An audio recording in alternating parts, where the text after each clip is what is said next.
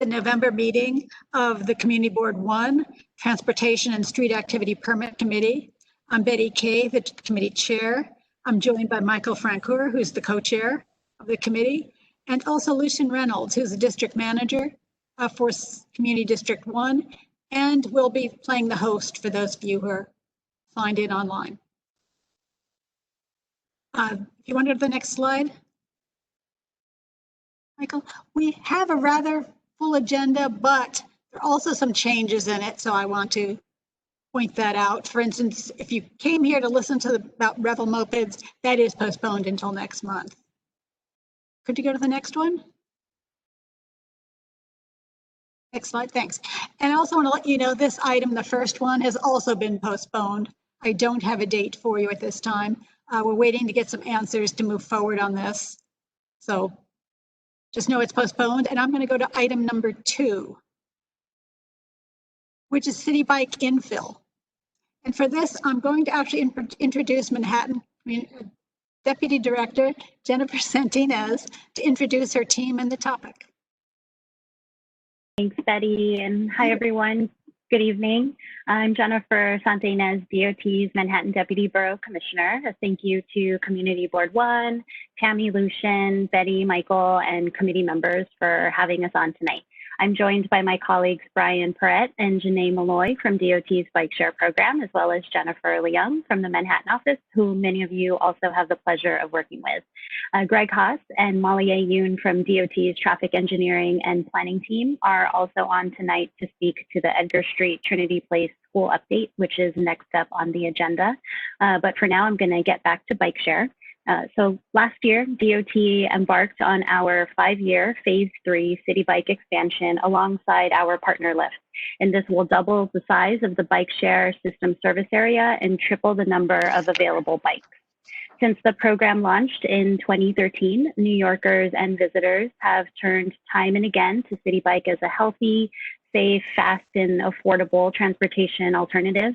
And as the city continues to reopen now in a COVID world, we believe that bike share will play a critical role in getting people around the city and back to work.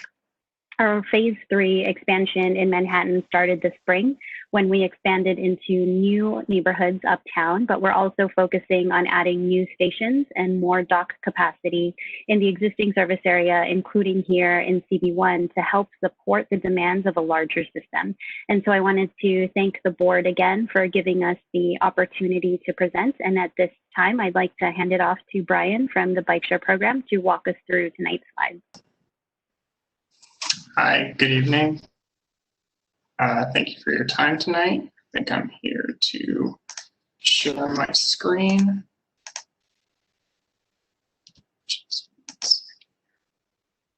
That's working? Okay. Yep, we can. We are in business. Okay. Thank you again. Here to discuss Citi Bike Infill in Manhattan CB1. Just a brief overview here of Citi Bike.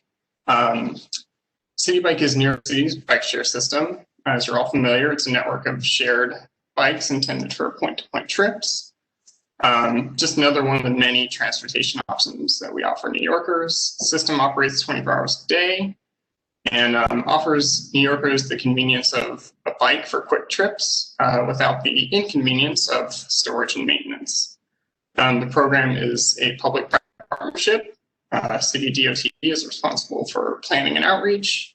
Lyft, our partner organization, is responsible for day-to-day operations and equipment maintenance. Go. To date, Citi Bike has been around New York for 7 years. We've launched 2013 in Manhattan and Brooklyn with about 330 stations and 6,000 bikes. 2015, we undertook our Phase 2 expansion, which brought the program into further into Brooklyn and Queens and gave us 750 stations and 12,000 bikes. Currently, we're undergoing our largest expansion.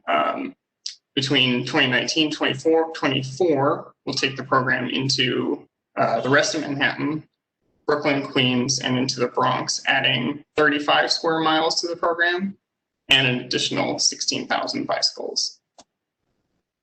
Citi Bike has been a hugely successful program. We've seen 107 million trips to date. Bikes average about 5.5 trips per day. On busy days, we see about 70,000 trips during the peak riding months, and in our absolute peak days, 90,000 trips, getting close to 100,000 a day. And really all the success is built on the backs of our 170,000 annual members. Just want to briefly touch on COVID-19 and Citi Bike and the city's response as well as Lyft's response. Really, it was focused on ensuring rider and employee safety. That involved cleaning high contact areas on the bikes when they came to the depots. Bikes were regularly disinfected when at high use stations, especially those near hospitals. And Lyft workers practiced social distancing while in the field and while handling bikes. Another key part of the city's response and Lyft's response was the critical workforce membership program. We signed up 20,000 critical workers to this program earlier this spring. So a huge success for us. Moving on, talking about phase 3 expansion and our infill program as a whole. So phase 3 expansion infill, as I mentioned, is a 2-part program. I think this map here illustrates really well where the program is going. The dark blue is our phase 3 expansion zone, and that's bringing Citi Bike to brand new parts of New York City, and it will approximately double the geographic size of the system.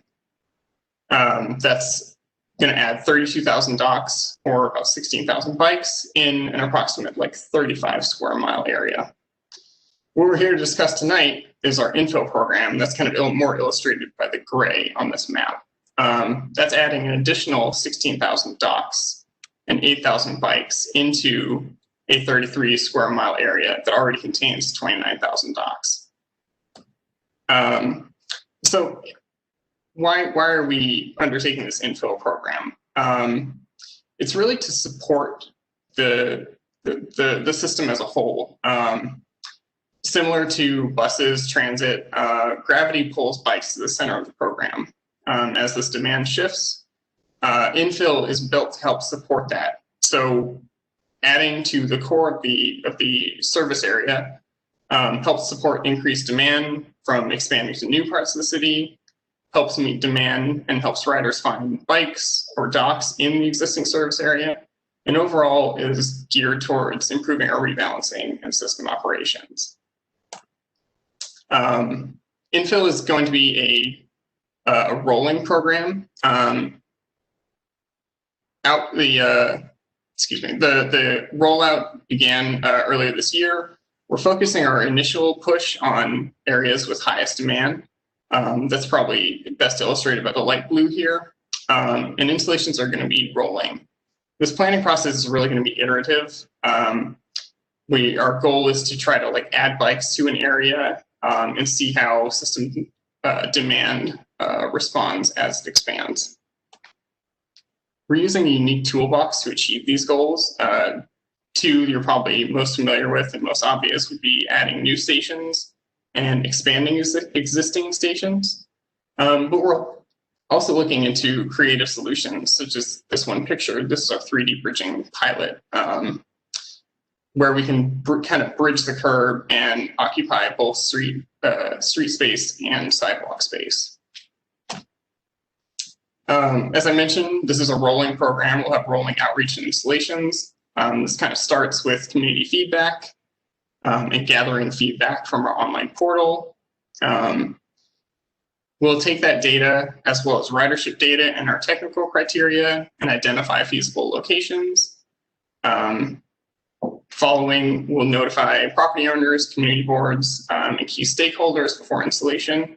And then post-installation, we'll continue to monitor how these stations respond and how system demand responds as well. Just want to touch briefly on our plan as it exists right now for Community Board 1.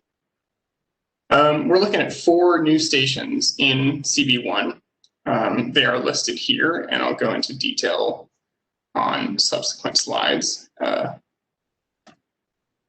starting with these three, looking at a station on the east roadbed of Spruce at Gold, the west sidewalk of Fulton and Pearl Street. This is on a Pops Plaza and is a pilot station. And third station here on Water and John Street in the west roadbed.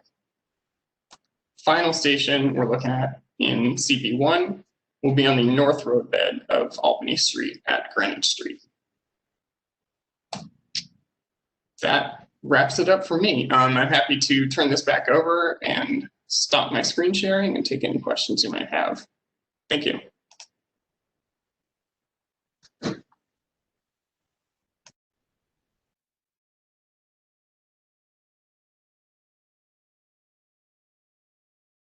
Are you muted?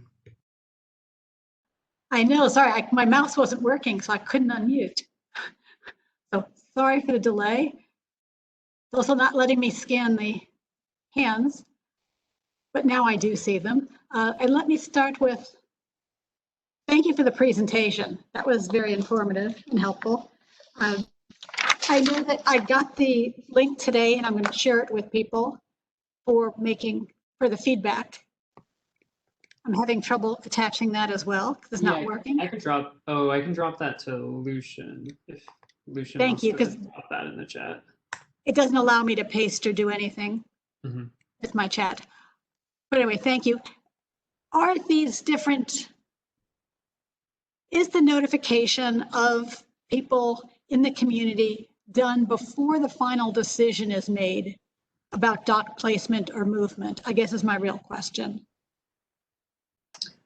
Right, so our notification process will the community board prior to install will notify individual property owners about a planned installation. Okay, so they do have an opportunity, everybody can feel they have an opportunity to respond when they get notification and it's not a final decision. There could be some movement from their input. Correct. Typically when a property owner responds to the notification, whether it comes from DOT or Lyft, we'll take that into consideration and address any major operational issues we feel they might have. Great, thank you. And I will let Pat Moore, if you'd like to unmute yourself and speak. Hi, Brian. Thanks for the presentation. Did I hear Albany and Greenwich Street? Yes, that's correct. Specifically where?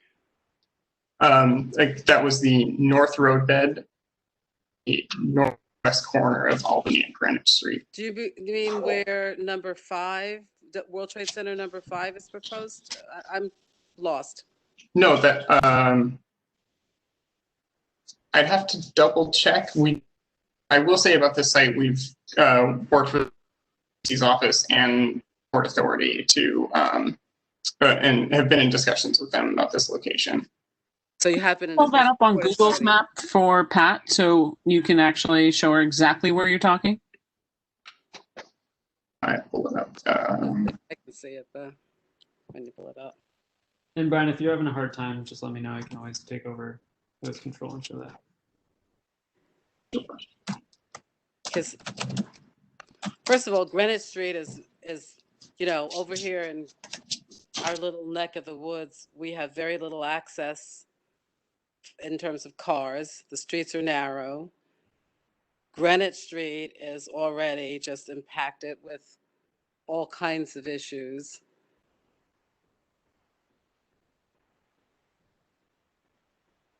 Thanks, Brian, for pulling that up. Now I'm on my iPhone, so I can't really see. Can we get any closer? Sure. Which corner? So that would actually be, it's actually going to be on the Albany Street frontage. Which one? I'm sorry, I apologize. I misspoke and said Greenwich. So this is But it's the Albany north side at of Albany at Greenwich. That's correct. In front of that Right. pocket park there. Right. It's in the park, or it's on the sidewalk, or it's in the street. It's on the street. That's a terrible location. And you said you've been in discussions with Port Authority? Yes. Yes, that's correct. So So the World Trade Center, I mean, is for obvious reasons a big network gap and an area that we certainly feel like we need to address with Citi Bike, given the numerous security concerns. The Port Authority recommended this as a potential good location that would be outside of World Trade Center ground. I would love to discuss this further.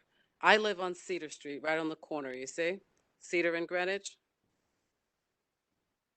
Mm-hmm. And there is not a lot of, space, room. We have, we have issues with cars already. There isn't a lot of access into this little area below the World Trade Center. And I'm not sure that's a great location for a bike station, but we don't need to take up the entire meeting with me. Can we discuss this offline? I'd like to know who you were discussing it with, Port Authority. Pat, and I would welcome Betty to see if, the committee or the board would like to consolidate some comments on our larger plan, and we can respond to some of the concerns that you're raising now or later. I do want to point out that, whether the station is installed on the roadbed or on the sidewalk, there's, very strict siting criteria that the bike share team takes into account. Right. So this particular station would be installed on the parking lane on the north side of Albany. And so we can further discuss some of your concerns, offline and kind of clarify those points with you. Okay. But just whenever you want to talk, whenever you want to discuss it, just, you can get my information from the board or whatever. It's fine. And we can discuss it. Thank you. Yes, Pat, and I'll get to you too as CB1 puts together something about the 4 new sites. I mean, most of you know, what Albany Street looks like at Greenwich, so you know how narrow it is, but we can discuss it again offline. Thank you. Yes, well, thanks for your input. And what about Taylor's had her hand up first, so. And then Anthony, sorry, I skipped you. That's okay. Taylor, are you muted? Oh. I'm sorry. I'm screen sharing, which kind of. Do you want me to take over? I get you. There. Yeah. So otherwise, why don't we have Anthony go first and I'll come back to Taylor. Oh. Okay. Sure. Thank you, Betty. And thanks everyone from DOT. Good presentation. And for Brian or anyone else on that team, I have 2 questions. First one has maybe 2 parts. With the 3 new locations and also with expansion of some of our existing stations, will you have a sense or can you give us any numbers as to how many parking spots may be lost? So if you don't have that now, I'm sure that will come up in future discussions with our full board. All right. Sure. I don't have that off the top of my head, but again, we can get back to you with those numbers. Yeah, but that will be a question that we'll have because I think some of the locations may actually lose some parking spots, and at least we'll be prepared to know that and gauge the reaction we're going to have.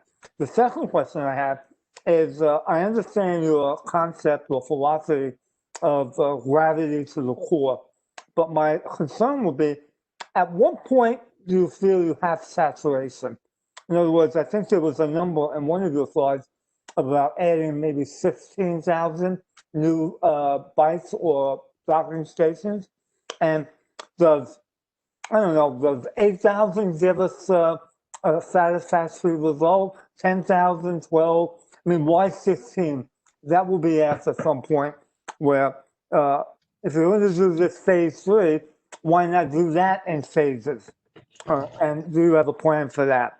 Or is it just dropping all 16,000? Although I think you said you were going to do it over a period of a couple of years. But I think we would be interested in learning, is there a point where you say, we've done enough now? That's a great question about the saturation. I mean, Citi Bike, the data that we're using for planning purposes really does point, even though I know it might look like Citi Bike is on every street corner or something, but as I mentioned, it's a hugely popular program, and even at certain points of the day, especially during rush hour, users feel like, and the data supports that they're not able to find a bike or a dock. Understand that these 16,000 docks take up space, which is why we're looking into innovative solutions as to how to best place them. The third thing I might add is that, as I mentioned, this is going to be an iterative process. We don't anticipate, dropping all 16,000 docks into Community Board 1. We're going to come in with this round and see how the system responds and really go from there. It's going to take time, and we're going to have to see how the data fleshes out to really understand its impact. But and that's reasonable, and I'm sure we want to work with that. But having all the information will be important for both of us to make decisions or informed decisions about it. Thank you. Thank you. And Pat, do you want your hand still up?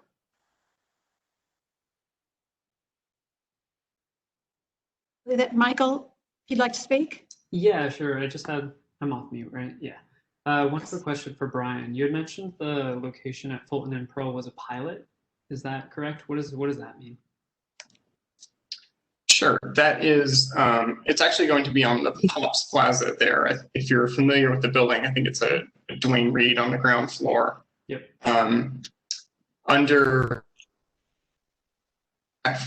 I'll get back to you about the exact executive order, but the mayor has temporarily, during the course of the pandemic crisis, allowed for Citi Bike and other bike parking on Pops Plazas. We engaged the building owner here, it's Rock Rose, I believe, who was interested in temporarily hosting a station on the Pops Plaza. And that would be for the duration of the executive order that allows for bike parking on the Pops Plaza. Okay, got it. Thanks for clarifying.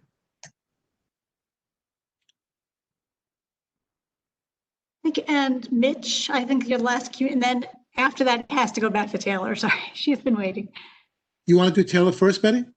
If you don't mind, then let Taylor speak. I'm here. I'm not going anywhere. Hi, Hi, Taylor. thanks so much. Yeah, I'm unmuted now. Thank you, Lucian, and thank you, Betty. As a resident of CB1, I agree with Pat and Anthony's points about location, so I do hope we get to hear more and it's communities involved about where these bikes are located going forward. I had a question about free rides on voting days, and I didn't hear about it in your presentation. I was just wondering about Citi Bike and Lyft's commitment to getting people to the polls on both major election cycles, but then on off ones as well. I think that could, if they aren't already, is that something you guys have thought about doing? I think it could bring more engagement for people to get out the vote and make people able to get to poll sites. Thank you. Sure, thanks for your question. I'm not too familiar with Lyft's decision to operate or to offer free rides on election days, but I can certainly take that back and ask that question of them. Thank you. Thank you. I think it was something done in 2018 and I haven't seen it since, if that helps reference as a reference. I thought I saw something 2 days ago, but it's all been quite a blur, but I'd be happy to clarify with Lyft and ask them. Thank you. Then let's have Mitch go, and then after that, Marianne. Okay. Brian, I just have a question. I want to piggyback on something that Anthony had kind of said.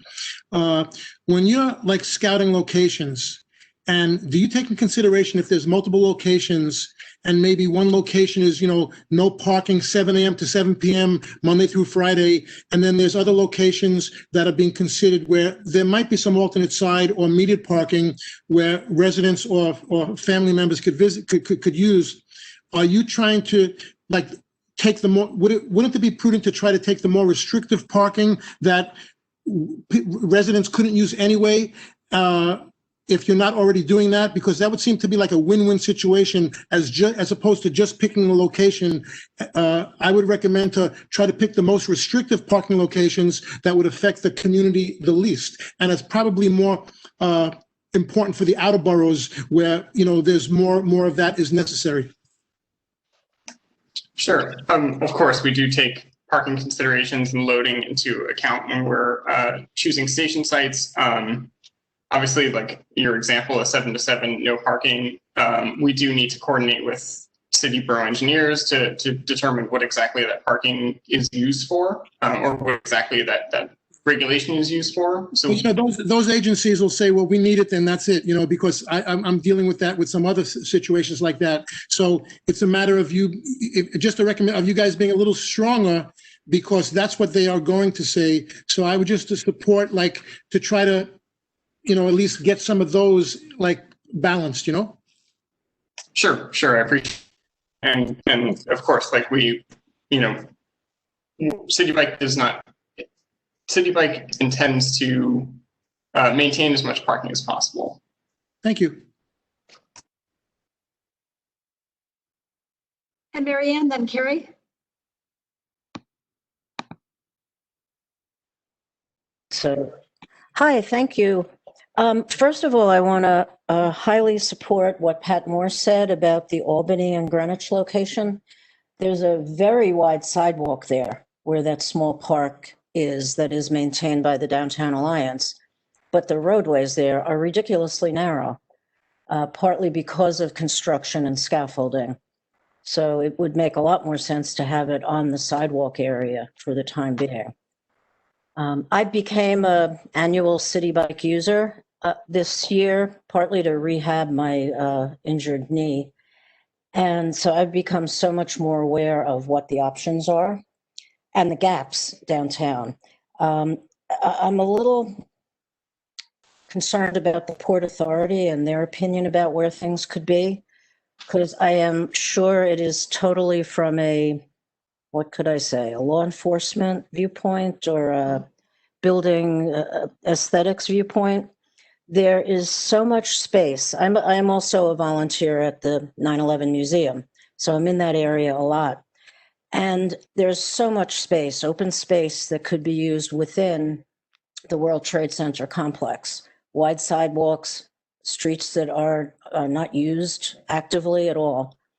And there's definitely room in that area to put Citi Bikes. So the reasoning for not putting there, I don't know what it could be, but I would question it. And that is all I have to say. Thank you. Hi, Betty. If I could respond to a little bit of Marianne's question. The Port Authority is very sensitive to bringing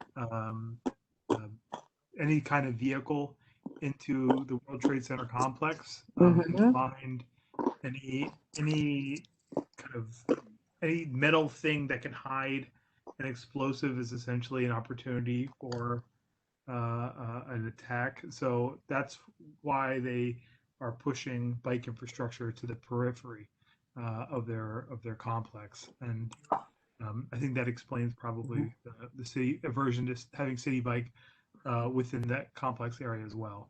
Yeah. I will say, though, that they do allow bicycles to ride through there. And I love it because there's so little other traffic. I'm in and out of that area constantly. So, yes. I mean, if somebody wants to ride in with a bomb and toss it, that vulnerability is there. Well, yeah, but they don't want anything stationed. I hear you. The entrances. That's what I'm saying. It would probably be a law enforcement issue rather than anything else. But thank you. Yes, because I know that's been one of the issues for getting any bikeway even on VC Street. You know, sorry, against it. If I could add one more thing. Fulton Street, as it comes from Church down into the complex, maybe they would allow something to be up at the end by Church Street, where it's within that area, so it's not crowded by anything else, but it's not in the center of everything. So there may be some edges that could be used. Even Liberty Street has a big wide street by number 4 World Trade. Maybe it could be used there. But I mean, any big building could be vulnerable to attack. And I guess that's why they don't have any of these on their doorsteps. So thank you. Thank you, Marianne. And let's hear from Tammy, because I see your hand, and then Cora right after that, please. I'm sorry, but did I miss the slide that was very targeted towards the number of bikes that were in Community Board 1 and what their estimation was for Community Board 1 specific? I saw a general slide for outlay, but I didn't see one targeted to our neighborhood to understand whether the 3 stations that we're talking about now are 3 out of 12, 3 out of 30, 3 out of 50, kind of adding on to understand what the saturation level is looking for our community board. I'd like to see that. And I'd also like to understand how you determine what your metrics are for saturation. And then I have one last, but I'll stop at those 2. Tell me what you want. No? Sure. Right, I can get back to you about the number of stations already in Community Board 1. I don't have those numbers offhand. And to your question about saturation, as I mentioned, this is an iterative process and is really going to depend on how the system responds as to how much Citi Bike we feel is warranted in the area.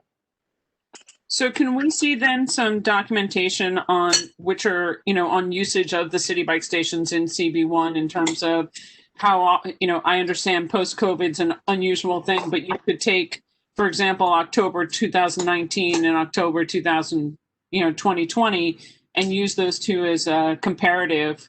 So we'd like to see and understand, because when we're talking about adding, what do you do about stations that are not very popular?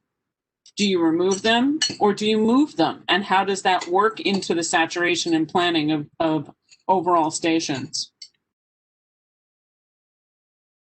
Sure, Tammy. So that's something that we can certainly take a closer look at and share our evaluation back with the board. I do want to say that we don't just look at ridership at one station to kind of determine whether or not it's successful, because we look at the bike share system as what it is, right? It's a network of stations and bikes that are dynamic and they move around. But that I hear your point, Anthony's point about saturation.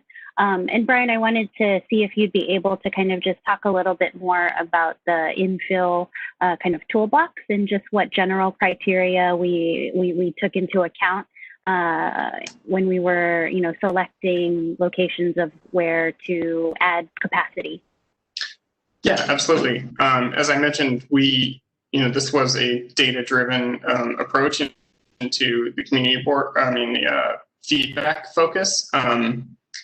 We're looking at where users told us that they felt like they wanted to see more docks or bikes. The data part really came from an analysis on dockability metrics. So a user's ability to find a dock or a bike, particularly during the rush hours. We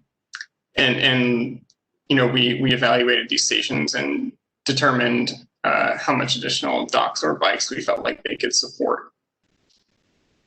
But I will say it was data driven and data focused that we looked at this, and it was pre-COVID data. I'd like to clarify that as well.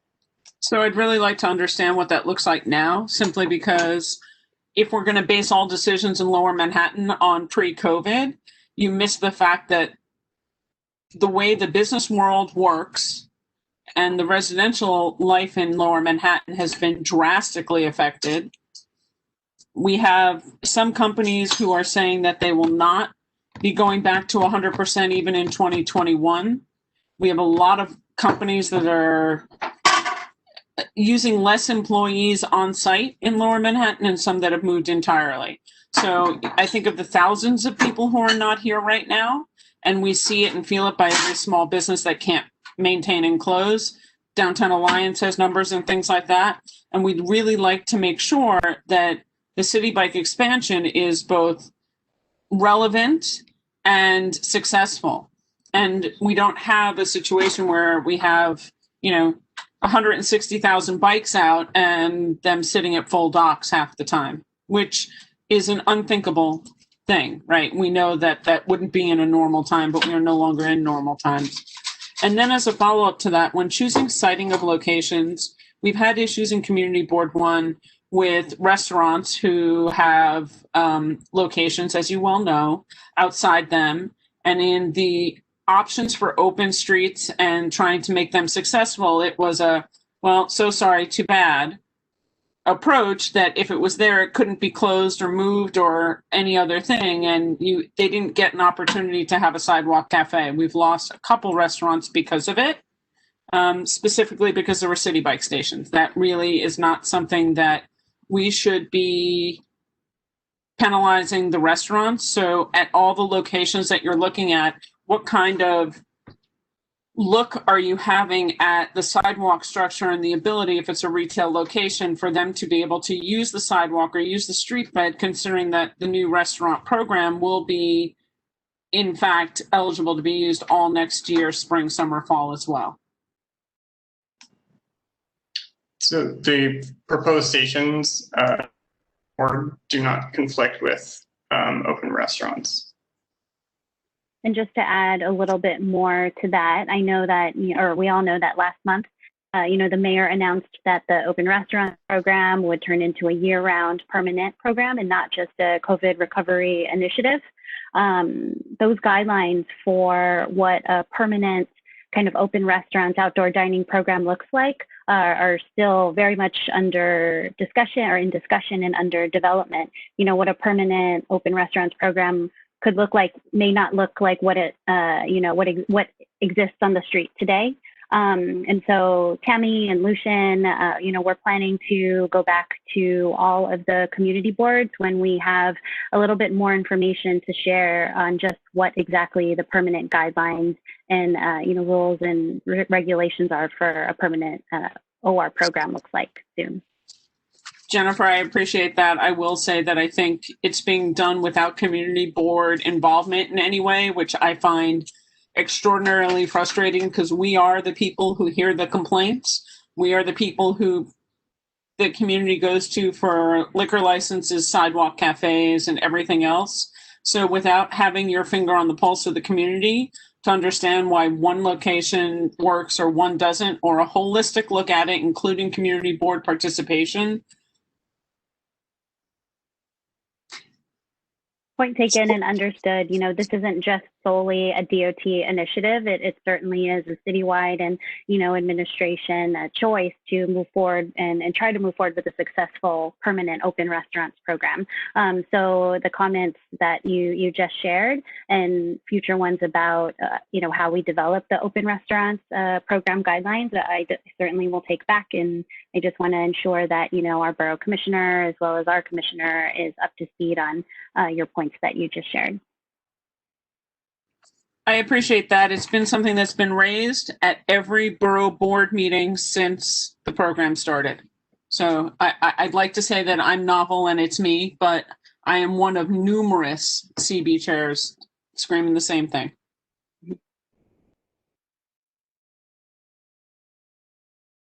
Thank you. And Cora, if you'd like to, if people in general, if you're done speaking, put your hands down because I'm not seeing that happening. But Cora, please unmute. And... Hi, can you hear me? Yes, thank you. Oh, good, thank you. Hi, everyone. Earlier, DOT mentioned the ridership. Your data is based on ridership. I wonder if the data set actually identify who they are, if they are actually tourists, because along those locations, obviously they want more docks because that's the access to all those touristy places, or if they are actually residents, or if they identify themselves as New Yorkers using city bikes, because Albany at Greenwich is an access to Battery Park City Promenade, also to West Street and other locations. So I can understand why the riders want more docks in those proposed locations. But again, like Pat Moore said, and the other ones mentioned, that we do need to care about the residents who live there and about the street locations.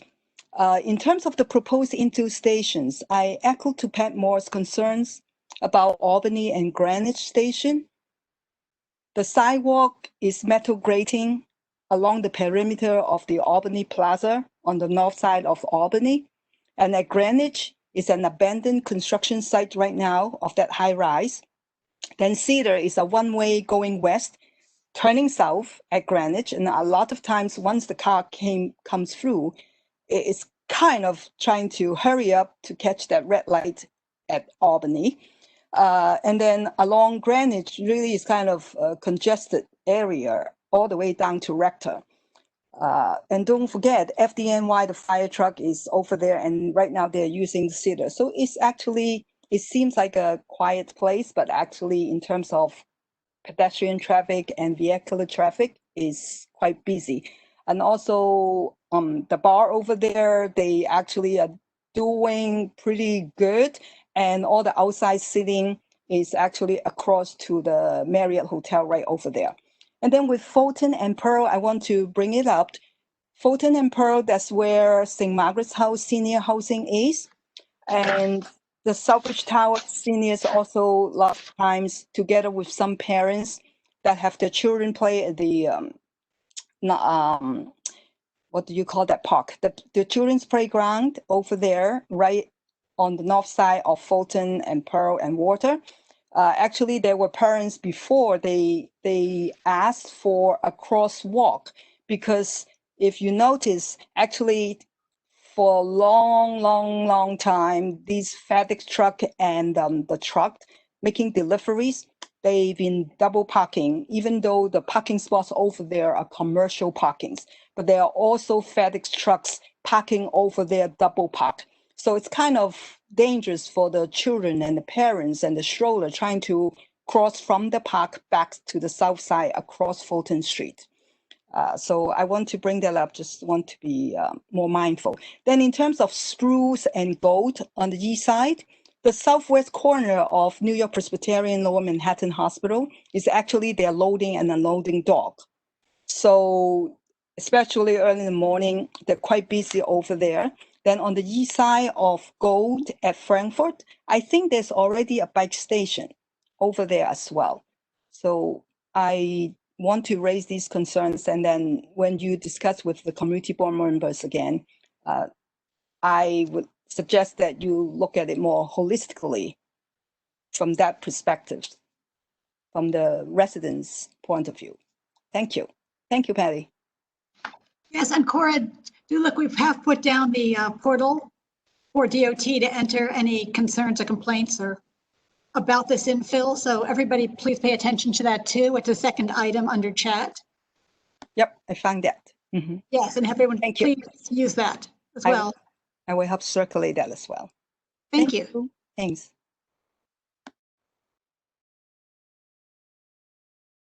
And Michael? Oh yeah, I was just going to give you a quick time check, Betty. We've been on this discussion item for about a half hour. Okay, well, I want to get to Carrie because she's been waiting. Hi, everybody. Thank you to DOT for the presentation. It was really helpful.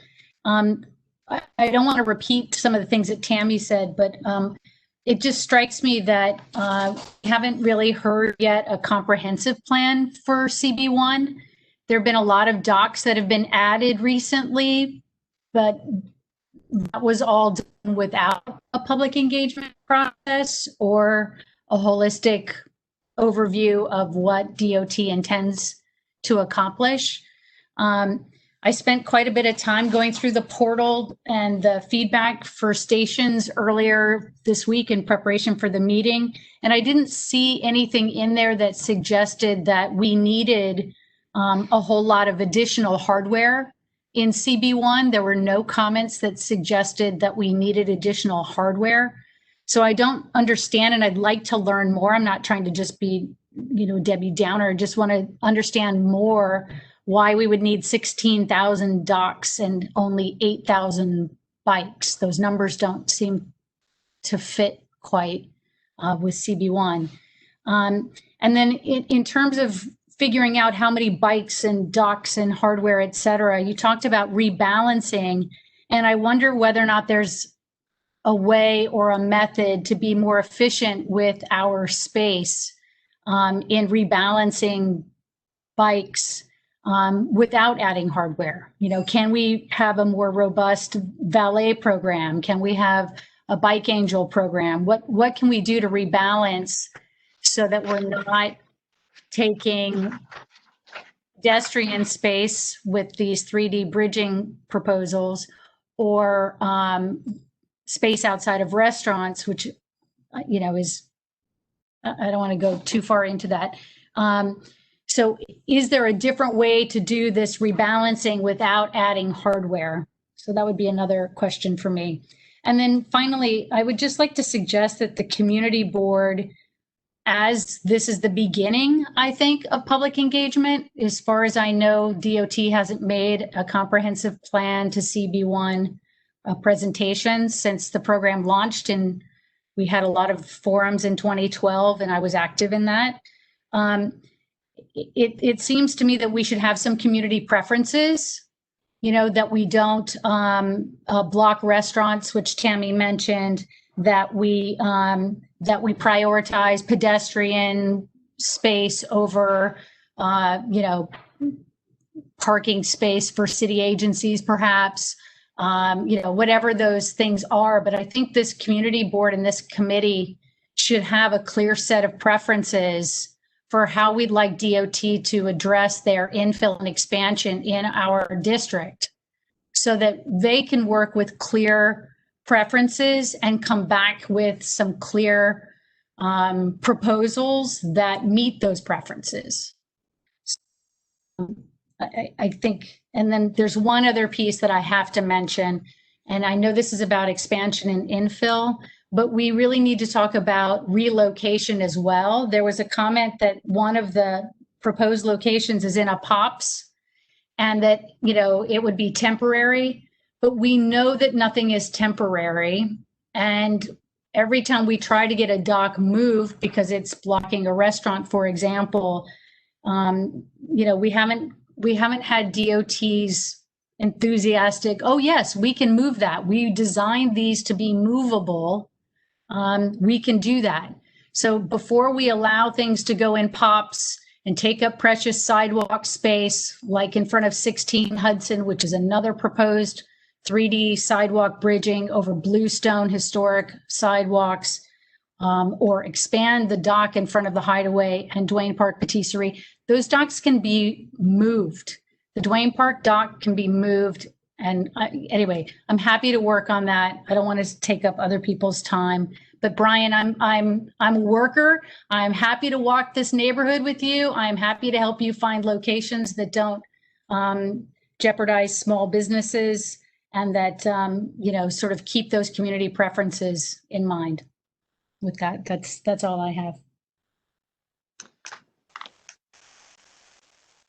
Thank you, Carrie. And I want to, Marianne, is your hand still up, or? I want to speak. I'd like to speak just quickly on the POPs. That location was made very unwelcoming by the building not so long ago when they removed all the seating. So it is a big open barren space and would be perfect for, you know, bicycles to be put there. My one other comment will be that Tammy reminded me that we used to have 3 stations in Battery Park City, but the one on West Thames has been gone for a few weeks while they repaved. They finished the paving 5 to 7 days ago. They have not painted the lines and so on. And I'm sure that's the reason why the station has not been returned to us. But if anybody, Jennifer or Brian, if you know the right people and can get that painting done, then we can get our bikes back and we won't have to walk 3 or 4 blocks in other directions to even get to a bicycle. Thank you. Thank you, Marianne. Michael, is your hand still up, or? I just had one quick comment. Sure. Just going off of, I think a few people had mentioned the POPs. I just wanted to mention to Brian, I understand that this is temporary. and that every, open space is different. But in general, we're very sensitive to impeding existing public spaces in our district, particularly because, it is, it's like the rest of the city, we're all looking for additional open space and space for pedestrians. So just wanted to make that comment. Eddie, if I could just ask a clarifying question to DOT. Please do. Jennifer, what's the timeline? How much time does Community Board 1 have to keep talking with your agency on this, listening to the community, and ultimately submitting a resolution? Is this something that we only have time to do this month? How long is DOT in listening mode before the infill plan is set in stone and then acted upon? Absolutely. Thanks, Lucian, for the question. As Brian had mentioned, this is an iterative rolling process. And so as you've all seen, we're already working on expanding the existing Citi Bike stations on that type of infill. Brian, could you share a little bit more about timeline on new stations, not just here, but across the busiest parts of the system as well? Sure. We're rolling out to neighboring boards. We've done a few of these in Manhattan 4 and 5. We're talking to Community Board 2. We're looking to get this first tranche kind of going before the winter. That said, of course, we want to hear your comments and your concerns and incorporate those prior to install. Solution, if the board could get us comments, as soon as possible within the month, that's something we can certainly take into consideration. We've heard loud and clear some, concerns about the Albany site, as well as the POPs location. So that's feedback that we're going to take back and regroup as a team, as well as, look to answer any other questions that the board may have after the presentation. I wonder if the two of you, I apologize for interrupting at a turn, but I wonder if we could get the metrics that we've asked for and understand, I don't like really making decisions in vacuums and having anything that, you have the data, you have all of the CB1 specific statistics. In order for us to make really informed decisions, we would need that. So without having that today, I'm not really sure how this committee could actually vote on something to send to you this month to be ready for full board, because we don't have the statistics and some of the other information that we're asking for. As some of the people have mentioned, taking a look at the rebalance and all of the other things. You've heard about the 2 specific sites, but we really want to see what the whole picture looks like. It's sometimes death by 1,000 cuts if we don't have all the information. And that's something that we'll start to work on tomorrow. I feel like the city as well as the community boards have been working night and day on all of the recovery programs, as well as our other street improvement projects. And that includes Citi Bike infill and expansion as well. So we'll be regrouping with the team tomorrow. Thank you. And I have one person who has been called on yet, Sonia Stock, if you'd like to unmute yourself. Can you hear me? Can you hear me? Yes. Okay, sorry, I had some trouble with the audio earlier. Thank you. Thanks for hosting this too. I am the VP at Vice President at 16 Hudson Street, so I speak on behalf of all the board members and the shareholders in the building. We love Citi Bikes, okay? Great, we love it. And I ride it on Citi Bike too. However, we have the dock in front of our building and in front of restaurants there that actually aren't open, also because of COVID. But the problem is Citi Bikes, you guys are saying that you're now going to put them onto the pavement and the sidewalk where we walk, where older people come into our historic building. I don't understand why, with all the space out there, why you would put it on the sidewalk or the pavement. That's to us ludicrous, because this is a historic building. There are bulkheads there. It's very dangerous to begin with, and yet you're going to even move one part of the dock onto another area of the sidewalk and pavement. And there's so much space out there. Why is that? Please answer me on that question. Sonia, thanks so much for sharing your feedback This on that was one of our- solution. This is a 3D bridging locations, but I think, Brian, if you want to just expound a little bit more about that, I just wanted to, let Sonia and the committee know that we're taking a closer look at some of the concerns that we've heard. But if you want to talk a little bit more about the 3D bridging pilot, that'd be great. No, I saw what you said about the 3D bridging pilot, but that still takes up the pavement and the sidewalk. So that's not helping us in any way. That's only making the sidewalk smaller for the pedestrians that come by. It's in front of a historic building. And you don't go, you have to go around the bike to get the bike.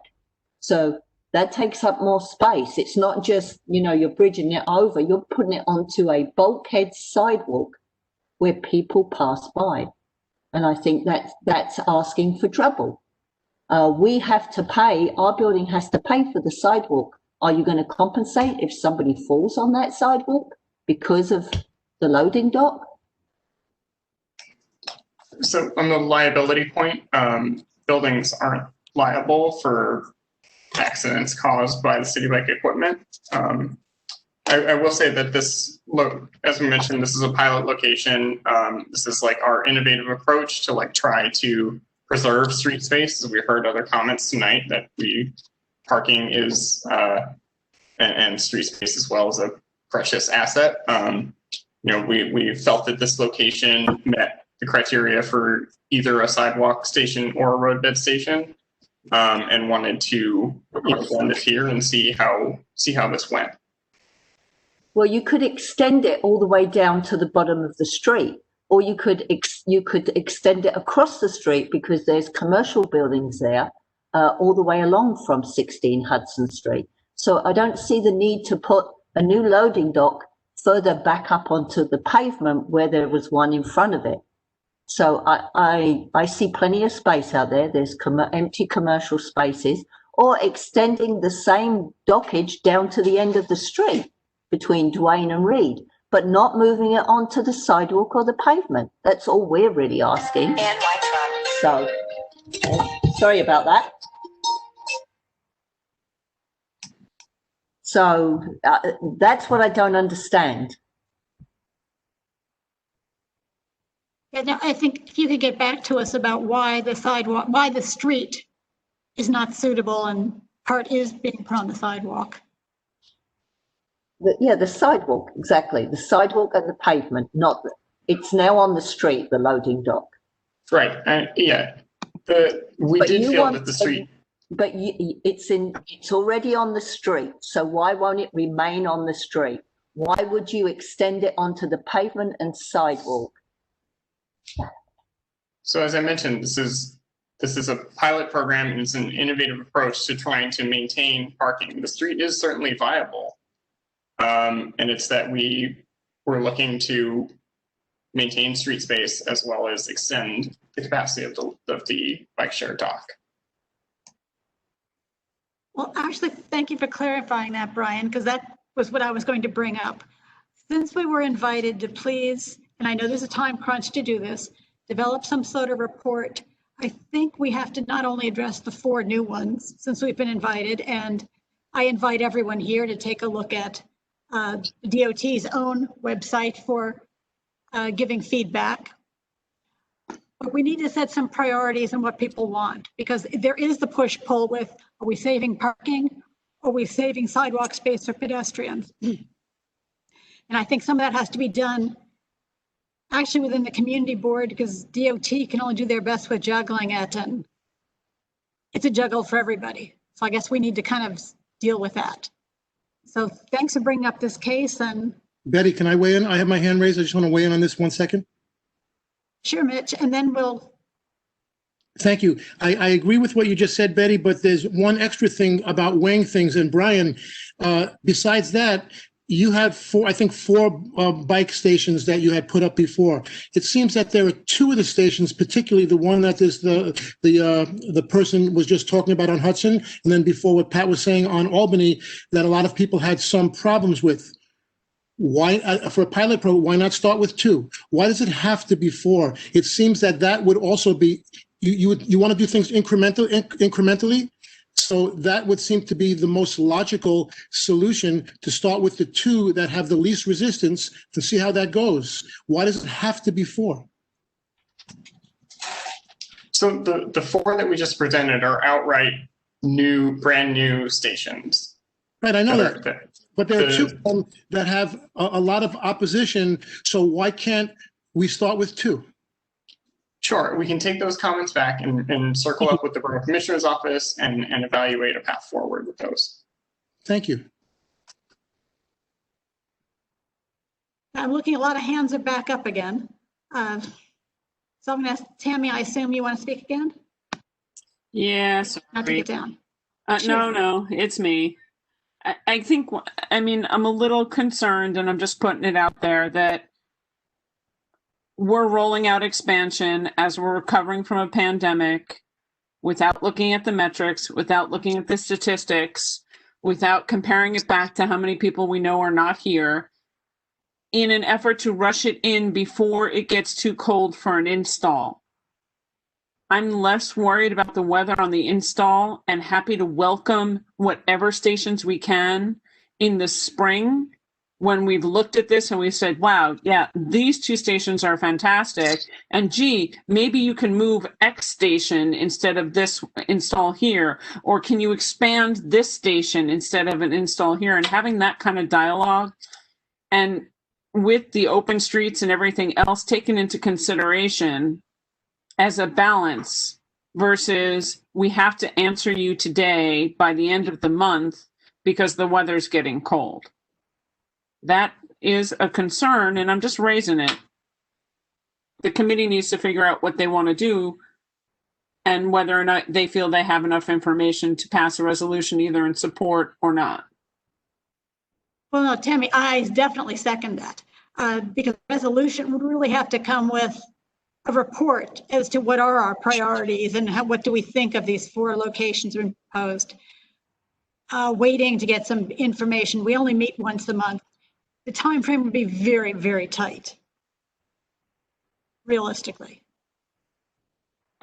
If that's the case, Betty, then the question really is not DOT taking our comments back for consideration, but whether or not you end up having to figure out whether or not we do a resolution asking them to put a pause on installing any of those four stations and to work with us for a holistic review. Well, I guess I'm going to get back to Jennifer and say, is that going to be necessary, or is there going to be a pause? We are looking to move forward with our infill installations and our expansion as planned. So we're really looking for, just like the feedback on some of the stations where we can take a closer look. And so we can continue to, discuss locations that are coming to the board today, as well as Brian mentioned, it's this rolling iterative process that we'll have to, have further dialogue with the board for other sites that we are considering into the future as well. Okay, so focus on these four to get done by the end of the month. But that really, that's unfair. That's flat out. You're not, if you come to us in November and you brought statistics and you brought all the information we asked, we could certainly have a really good discussion on it. But you now have to go and get us the information that we asked for in order to make a decision. So how do we make a decision tonight to be able to give you a resolution by the end of the month? And how does this qualify as public engagement? If you're basically saying we'll take what you've said back, but there's no opportunity for the board to do the business as the board functions, which is by resolution. That's not actually public engagement. That's basically listening to a dialogue, but not allowing us to do our business as we are bound as a community board. I understand, Tammy, and this is something that, you know, ever since the system launched back in 2013, this was a mandate from the administration to move forward in launching and expanding the bike share system across, you know, its service area. And we're here to present our 4 new locations and, you know, take back the questions and further discuss if there's any particular site that really, you know, needs to have us take a closer look. You didn't answer Tammy's question. No. That was a great political answer, and you sound like a very nice person, but you didn't answer Tammy's question. We are planning to move forward with our Citi Bike expansion and infill installations. And so, you know, we've been presenting to other community boards, at least, you know, the Manhattan office, I can only speak for Manhattan boards, with the bike share team to discuss our plans for infill. And this is just us kicking off, you know, what we're looking to do in terms of station expansions and new stations. So then our dialogue really it's a nice civil dialogue, but it's really pointless. So then, Betty, I would propose to, if there's any resolution we have to do, I would vote against it based on the facts that we're just finding out right now on Tammy's concern. I will say this, Mitch and Tammy, that, you know, when we do our draft plan presentations to, you know, community boards where we're looking to expand the bike share network, we do make adjustments where we find feasible, and, you know, we're hearing loud and clear that there are some outstanding concerns on some of these new stations that we're proposing tonight. So, you know, these stations aren't getting installed tomorrow or next week. You know, we need to regroup and discuss as a team to see, you know, what makes the most sense, and also, you know, look to answer the questions that you brought to the DOT team here today, particularly about a more comprehensive, like, district kind of holistic look at, you know, bike share expansion here.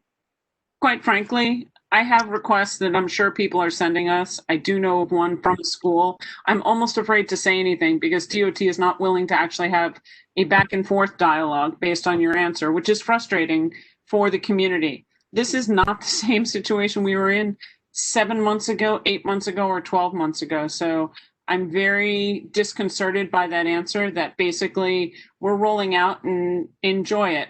We know how long it takes to move a Citi Bike station. There was a misplaced one.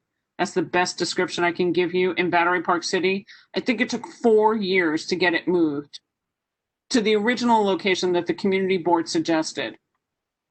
That was then all of a sudden, yes, this is a much better place, much better, you know, it could be expanded. It's so much better. So I have concerns by this whole new, I'm so sorry, but this mayor is leaving in 13 months and we need to fill as much as possible. For what purpose without community engagement, I'm not sure.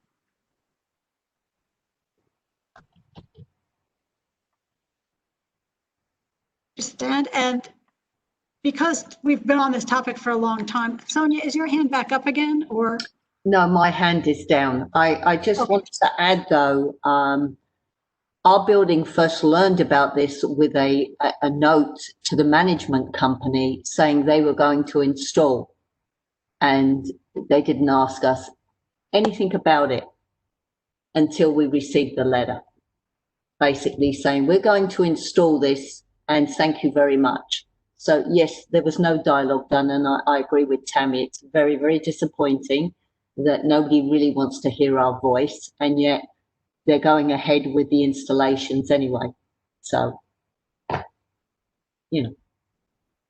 Thank you. Thank you, Sonia. I haven't even seen anybody actually come to the dockage that is on 16 Hudson Street and take a look at the pavement there, the sidewalk there, whatever you may call it, where pedestrians walk. I haven't seen anybody there. Has anybody been out there from Citi Bikes? I know I've had no discussion. None of our board members have had any discussion with anyone from Citi Bikes. Jennifer? Sonia, I'm not quite sure I'm understanding the question. Are you speaking about a building notification? Yes, I'm speaking about a building notification that was mailed to our management company that was then given to the board members saying that this is the first we knew about it. We were simply going to install a new bike, the bridge bike, whatever that may be, onto the pavement, onto the sidewalk, where we already have the street. Right. So, And yeah, so the current process for, notifying adjacent properties about a Citi Bike expansion is, we sent a letter to Community Board 1. And then, like you mentioned, someone had reached out or sent a letter to building management to let them know that that existing station outside of their property will be increasing in dock capacity. And so that was the notification. And, I also heard your comments earlier about, pedestrian clearance on the sidewalk here.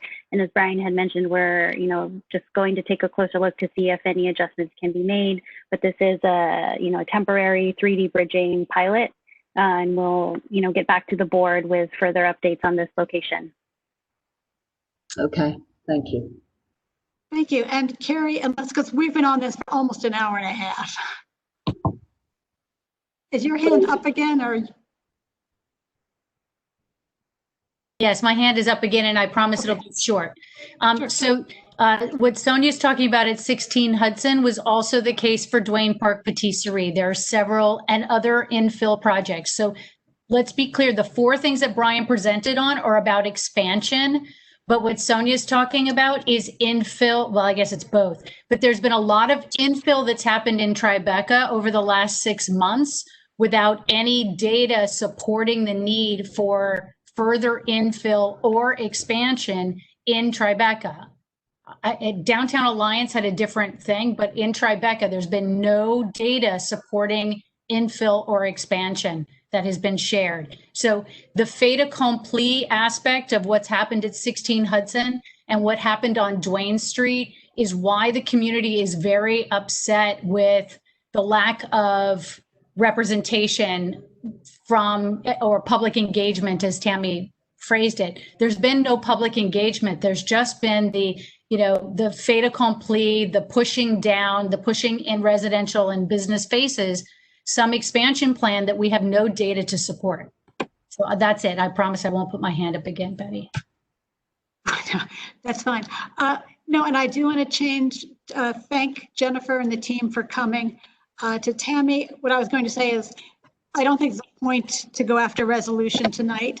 I do think we should go after, 1, gathering information, 2, so that we can have some kind of report or feedback by the end of the month, which will be somewhat limited, but there is the portal that we'll try to encourage people to please put information into. Thank you for looking into the ones you heard about tonight to give them a second look. And Tammy, I'll look at putting together some kind of resolution about the process, since that seems to be what people are mostly concerned about. But I'd also like to look at the 4 sites too, to see, so we can put something together, and that can't be done tonight. No, and if they can send the data, we can certainly discuss it at executive if it's for you, Betty. Then, no, that would be fine, because that will work within their time frame and the time to look at everything. So if we can get the information, Jen can certainly talk to Lucian, and we can work on the timing the best that we can with whatever we're given. Great, thank you. So here's the portal, and please use it. Thanks, everyone, and we'll move on to the next topic.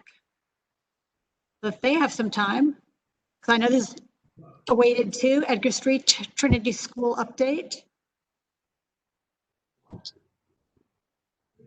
And Melanie, I know she's, Lucy, you ready to unmute her, or if she's a call-in?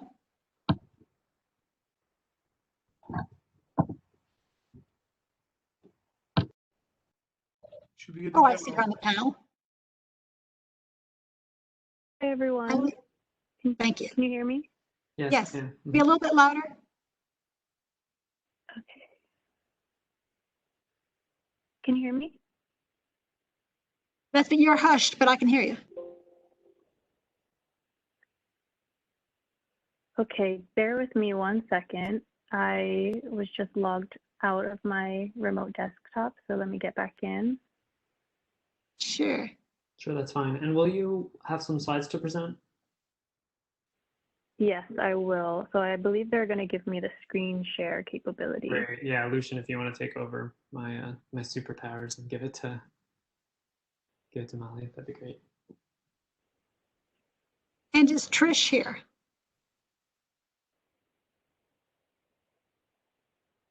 I don't see her.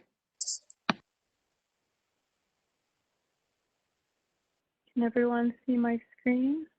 Yes. Okay, I'm going to go ahead and begin if that's all right. Sure. Okay, so hi everyone. My name is Malie. I work with the DOT's Traffic Engineering and Planning Group. I'm here with Greg Haas, and we will be presenting the Edgar Street School Study findings. Let me start off by giving you some background information about the area, and then we'll go into detail about the analysis and findings. So our mission, DOT provides for the safe, efficient, and environmentally responsible movement of people and goods in the city of New York, and maintains and enhances the transportation infrastructure crucial to the economic vitality and quality of life of our primary customers, you all city residents. So this is the outline for the presentation. First, we'll go through the background, refresh everyone's memory because it's been a while since we last met. Then we'll go into the details of the study we undertook here at DOT, and we'll share with you all our analysis assumptions and results, and then we'll wrap up with the conclusions. So to start, the area that we're looking at is near the Elizabeth Berger Plaza, bounded by Rector Street in the north, Moore Street in the south. There's an exit ramp from the Hugh Carey Tunnel that diverges into Greenwich Street northbound, and previously a slip ramp to Trinity Plaza northbound. A previous study was conducted to assess the operational feasibility of closing the slip in order to combine the two plazas. And as a result of that study, it was determined that the slip would be closed to create a unified plaza.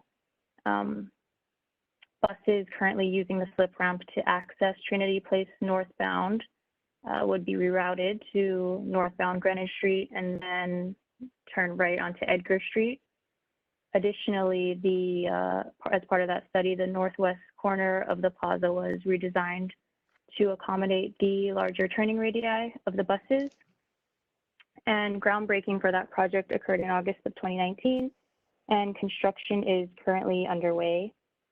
Funding for the project was provided by Councilmember Margaret Chin. So that brings us to, that was the previous project, and that brings us to our current study, which involves the analysis of potential pedestrian improvements along Edgar Street and at adjacent intersections. There will be a new mixed-use development located at 42 Trinity Place, which will include a school. So the primary objective is to evaluate potential safety improvements in this area. And again, the study objective, enhance pedestrian safety for a new mixed-use development along the north side of Edgar Street at 42 Trinity Place. The development is anticipated to consist of a 40-story mixed-use building, including school, retail, and residential uses. And our study scope is to present and evaluate alternatives that would improve safety for pedestrians within the vicinity of the proposed project while maintaining a bus thoroughfare to Trinity Place and vehicular access to the parking garage at Edgar Street and Greenwich Street. So we developed 5 alternatives for analysis, with the general focus being to improve safety for pedestrians, minimize impacts to bus operations, and maintain access to the garage on Edgar Street. And here are the 5 alternatives. Alternative 1 is essentially our no action alternative, which means keeping everything as is. Edgar Street operates as two-way, and the stop sign at Greenwich and Edgar remains. Alternatives 2 through 5 look at combinations of closing either Edgar Street westbound or eastbound or both, and putting a signal at Greenwich and Edgar. So let's take a closer look at each alternative individually. Alternative 1, maintain existing conditions. So like I said, this alternative is the no action condition, and it basically provides the basis for comparison. Edgar Street will remain two-way, and the intersection of Greenwich and Edgar Streets would remain stop controlled. Alternative 2, this signalized Edgar Street and Greenwich Street. So this alternative proposes a new signal at Greenwich and Edgar Streets to facilitate vehicle progression onto Trinity Place northbound from the HCT exit ramp. The downstream signal at Edgar Street and Trinity Place would be maintained as a three-phase signal. However, the phasing would be adjusted to provide an exclusive pedestrian phase. So basically what that means is previously when the slip ramp was open, the signal at Trinity and Edgar had three phases, a phase that allowed vehicles at Trinity to progress forward with the green, and then a phase for vehicles at the slip ramp, and then a third phase for vehicles at Edgar Street. Now with the closure of the slip ramp, that one of the phases, that second phase that was going to the slip ramp vehicles, would be an exclusive pedestrian phase so that pedestrians could cross. The two signals, the one at Edgar and Trinity and Edgar and Greenwich, would be coordinated so that there would be progression between the northbound right turn from Greenwich Street to Edgar Street and the eastbound left turn from Edgar Street to Trinity Place, providing clearance time so that vehicles don't get trapped on Edgar Street. So as you can see, Edgar Street is an extremely short block. So the goal would be to have the signal at Greenwich and Edgar turn red, and then a few seconds later, the signal at Trinity and Edgar to turn red. So allowing those vehicles that are on this short block to clear out so that we don't have any blocked intersections. One element of this alternative, and also alternatives 3 and 4, is to provide a new north crosswalk at the intersection of Trinity Place and Edgar Street, which is not shown. This crosswalk would serve the desires of the future development, but it does have some feasibility issues. The sidewalk on the east side of Trinity is completely covered by subway grates, and the crosswalk would lead into the driveway for One Exchange Plaza. So it may not be feasible to install a receiving ramp. Our traffic analysis conservatively assumes that the north crosswalk is provided, and thus the need for the exclusive pedestrian phase. However, if the north crosswalk is not provided, the signal can operate as two-phase, and the exclusive pedestrian phase can be reallocated to traffic movements. Okay, so that brings us to alternative 3, which is to close Edgar Street westbound and maintain stop control at Edgar Street and Greenwich Street. Alternative 3 proposes to permanently close Edgar Street westbound to provide additional space on the north side of the street for anticipated growth in pedestrian activity, and especially children in the area because of the new school. With Edgar Street westbound closed to vehicular traffic, it's anticipated that traffic headed north on Trinity Place that currently turns left at Edgar Street to access the parking garage would instead continue straight on Trinity, turn left at Cedar, and then left on Greenwich, essentially going around the block. But this conservatively assumes this is the only route taken to enter the garage. But there are other entrances to the garage on Washington Street, as well as Morris Street.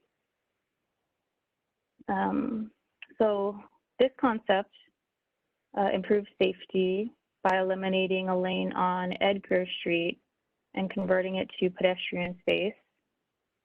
Greenwich and Edgar remain stop controlled. So in the absence of a signal, vehicular queues may extend beyond the limited storage space provided by Edgar Street eastbound. Remember, because it's such a short block, and could potentially spill back onto the exit ramp.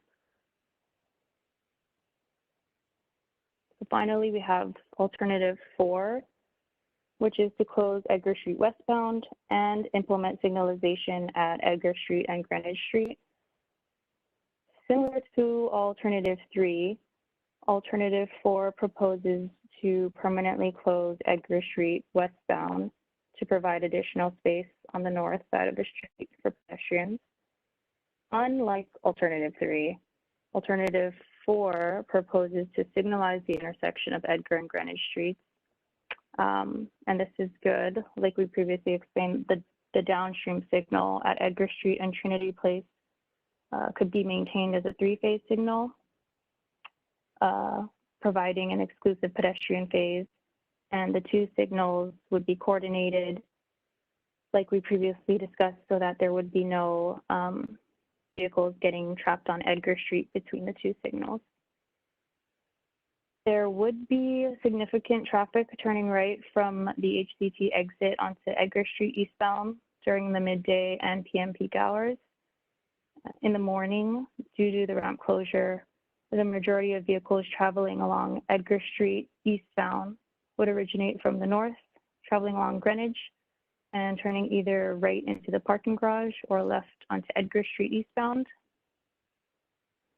And while there will be an increase in traffic along Edgar Street eastbound during the midday and PM peak hours, this alternative provides additional pedestrian space near the school along the north side of Edgar Street and maintains access to the parking garage and to Trinity Place northbound from the HCT exit.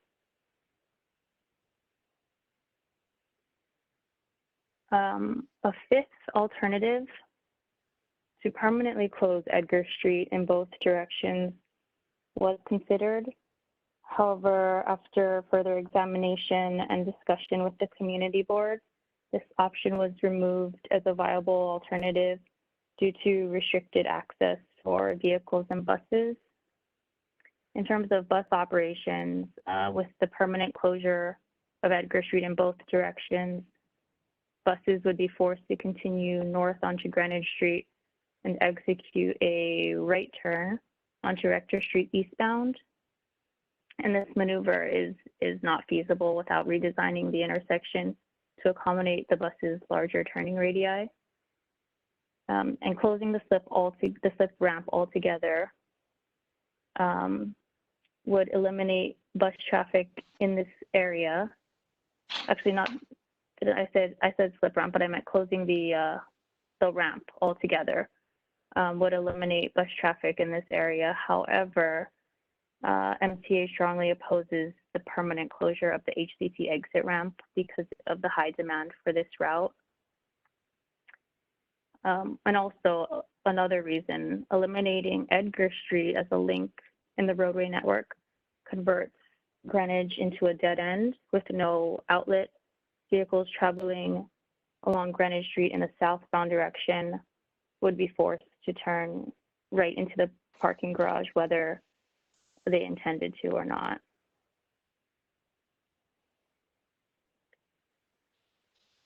So after determining our 4 analysis scenarios, which were just described, we developed traffic analysis models. Synchro software was used to create models of existing and future conditions and to test various improvement alternatives. To develop these models, we first collected data to determine existing conditions. And based on data collected by us, NYC DOT, and data provided by 2 other traffic studies conducted in our study area, the following peak hours were identified for analysis. The weekday AM peak hour of 8:30 to 9:30 AM, midday peak hour of 11:30 to 12:30 PM, and the weekday PM peak hour of 5:15 to 6:15 PM. So the following scenarios were evaluated: the 2019 existing conditions, which isn't really pictured here, and then the 2021 future conditions without improvements, which is alternative 1, and the 2021 future conditions with improvements, which is shown here as alternative 2, 3, and 4.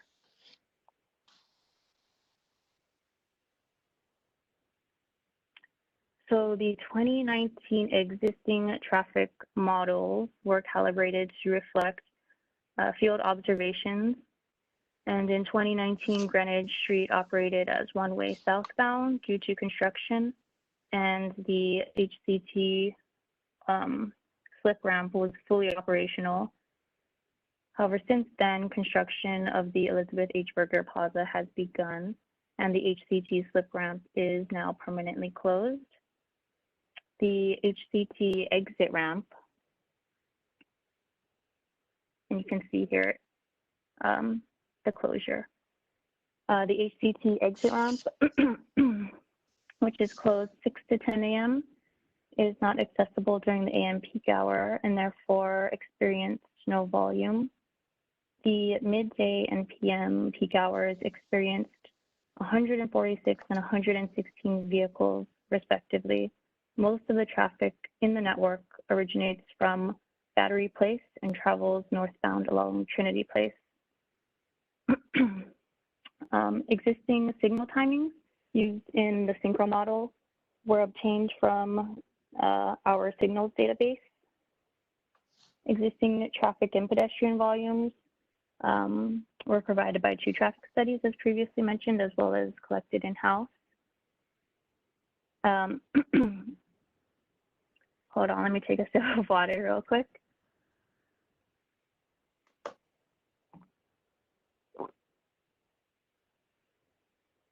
And the counts done in-house include vehicle turning movement counts at 5 intersections and pedestrian counts at 2 intersections, curbside parking activity, bus stop activity was included in the model where applicable. And existing peak hour factors and heavy vehicle percentages were determined for each peak hour using the traffic count data.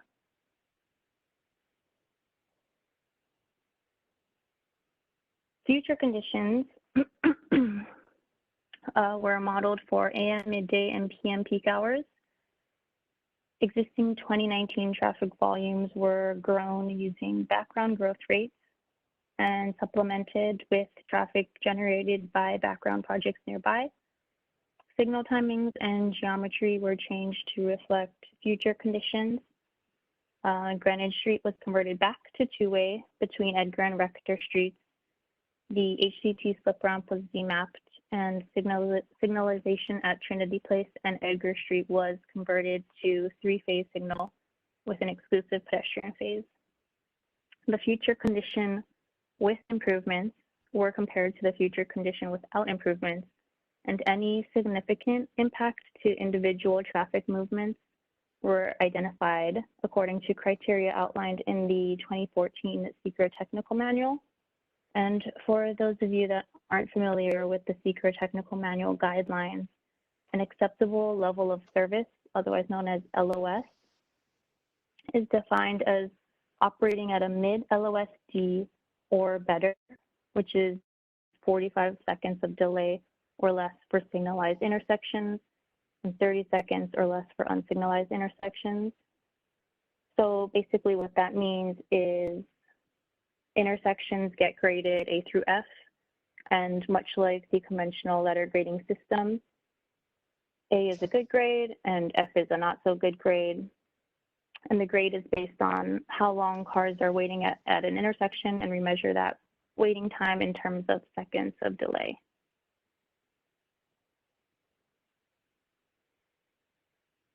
So the results of the capacity analysis indicate that the following lane groups operated at unacceptable levels of service, and that is at Trinity Place and Rector Street, eastbound approach, which operates at LOSF with delays of 112 seconds and 107 seconds during the weekday AM and midday peak hours, respectively.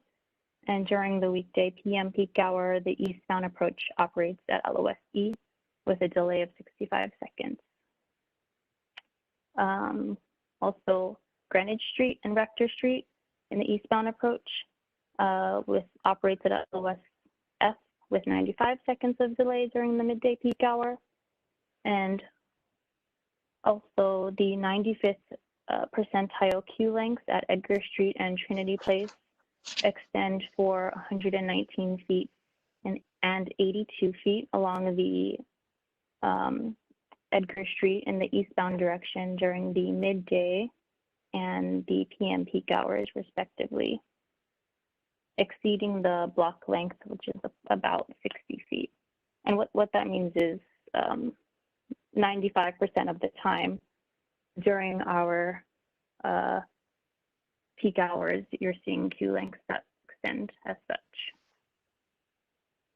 And keep in mind, this is alternative one, so this is essentially our future condition as is, without improvements, no action.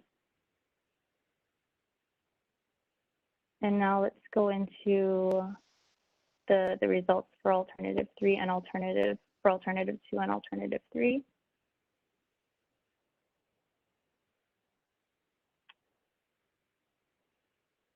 So for alternative 2, which is to signalize Edgar Street and Greenwich Street,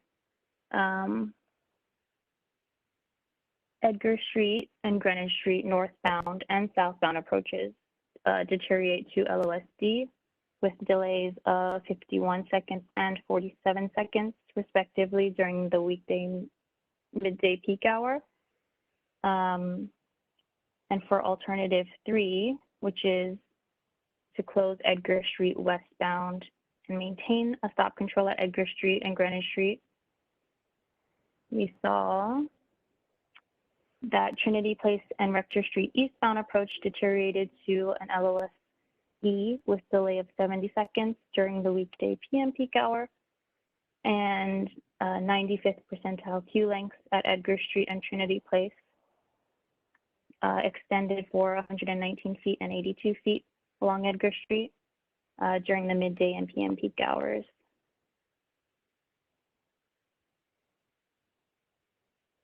Okay. And now let's look at our last alternative, alternative 4. And remember, this alternative was to close Edgar Street westbound and implement signalization at Edgar Street and Greenwich Street. So the results of the capacity analysis indicated that at Edgar Street and Greenwich Street, southbound approach deteriorated to LOSD with delays of 50 seconds and 51 seconds during the AM and midday peak hours. During the midday peak hour, the northbound approach deteriorated to a level of service D with, oops, let's go back one, with a delay of 51.4 seconds. So under the with action condition, it might be helpful for me to go back to remind you guys. Under the with action condition, which is our future condition with improvements, alternatives 2, 3, and 4, the LOS at the 4 intersections would remain fairly similar to that of the no action, which is alternative 1. Otherwise, the future condition without improvements, without doing anything. During the AM and midday peak hours, approaches at Edgar and Greenwich deteriorate from from an LOS A, an alternative one, which is our, remember, our no action, to an LOS D, an alternative to an 4 due to signalization. However, signalization at these intersections improve upstream coordination and prevent spillback at Edgar Street headed in the eastbound direction, and adds an extra layer of protection for pedestrians. And furthermore, the 95th percentile Q lengths associated with the upstream signal decrease when implementing a signal at Edgar and Greenwich Street, such that the cars, as you saw, wouldn't extend through to the next intersection.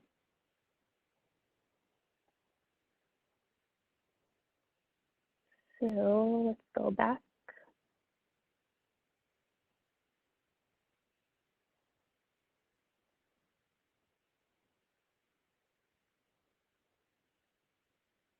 Are you all seeing the safety page?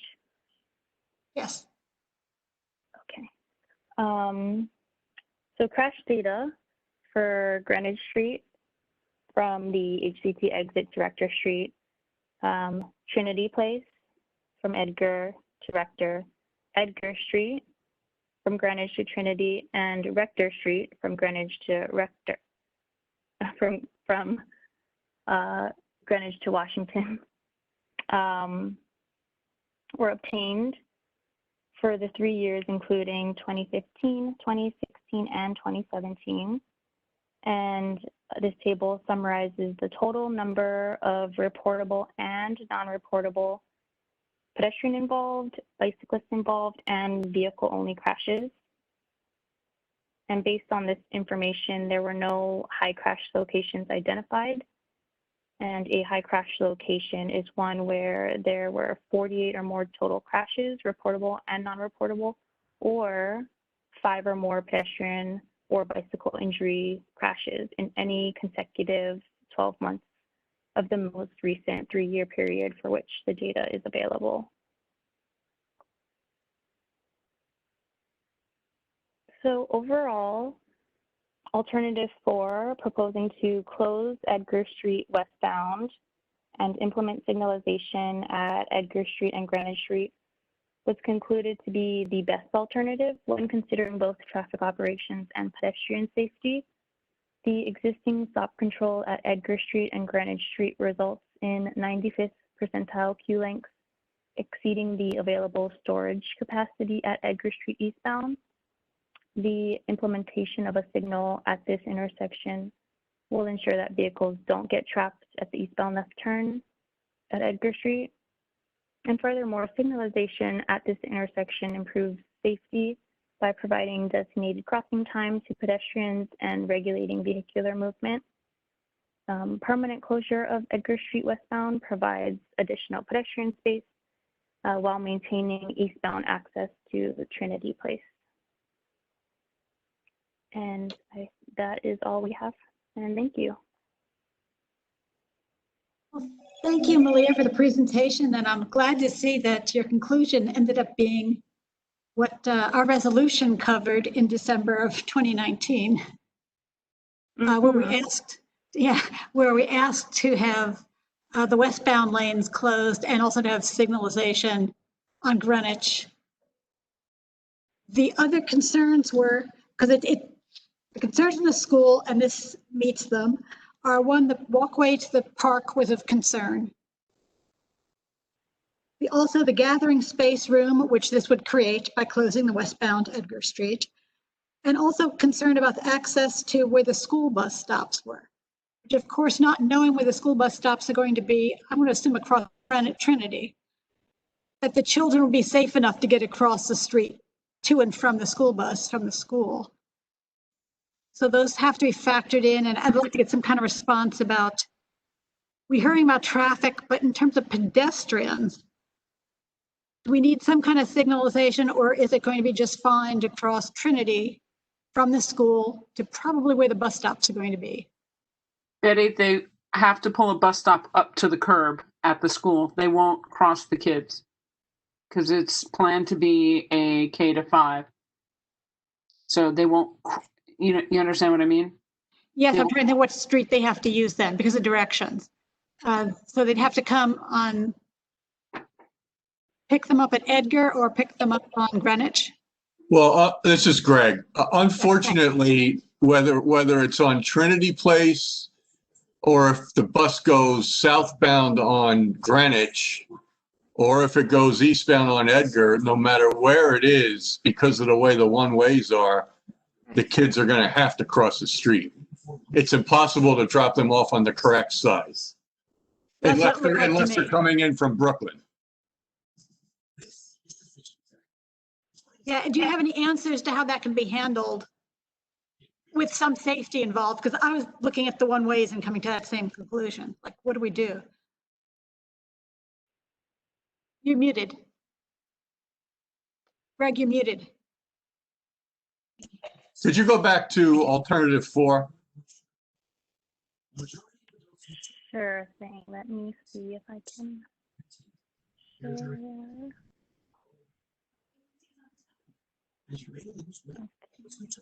Alternative 4. Okay, and can you, okay, now, and can you, with your cursor, can you show the questionable north side crosswalk that I'm not sure that we can, okay, now, we want to provide a crosswalk there. We want to do it. And as Mallier explained, it'll mess up traffic a little bit more, but for the pedestrian safety, we're willing to deal with that. Unfortunately, on the east side of Trinity Place, there's vaults, there's a driveway, and it's looking to be infeasible to put a crosswalk there. We want to do it, but it might not be feasible to put the foundation that's needed for the signal poles, for the pedestrian signal poles. So again, it would be great if we could put a crosswalk there, but it may be infeasible.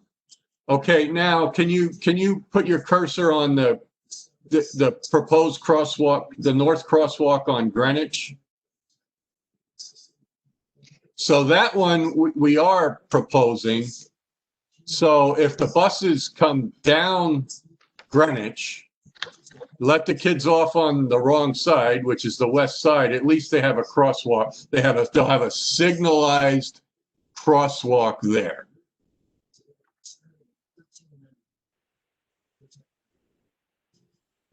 But if you look at the circulation, there's just no way for the bus to drop the kids off on the correct side unless it's coming from Brooklyn. Correct. So, okay. You're suggesting alternative 4 is the best one, and they would, at least with a signalization for crossing. Correct. That's the most you can do, given the one-way directions that exist. Right. Let me see what. Betty, I'm sorry.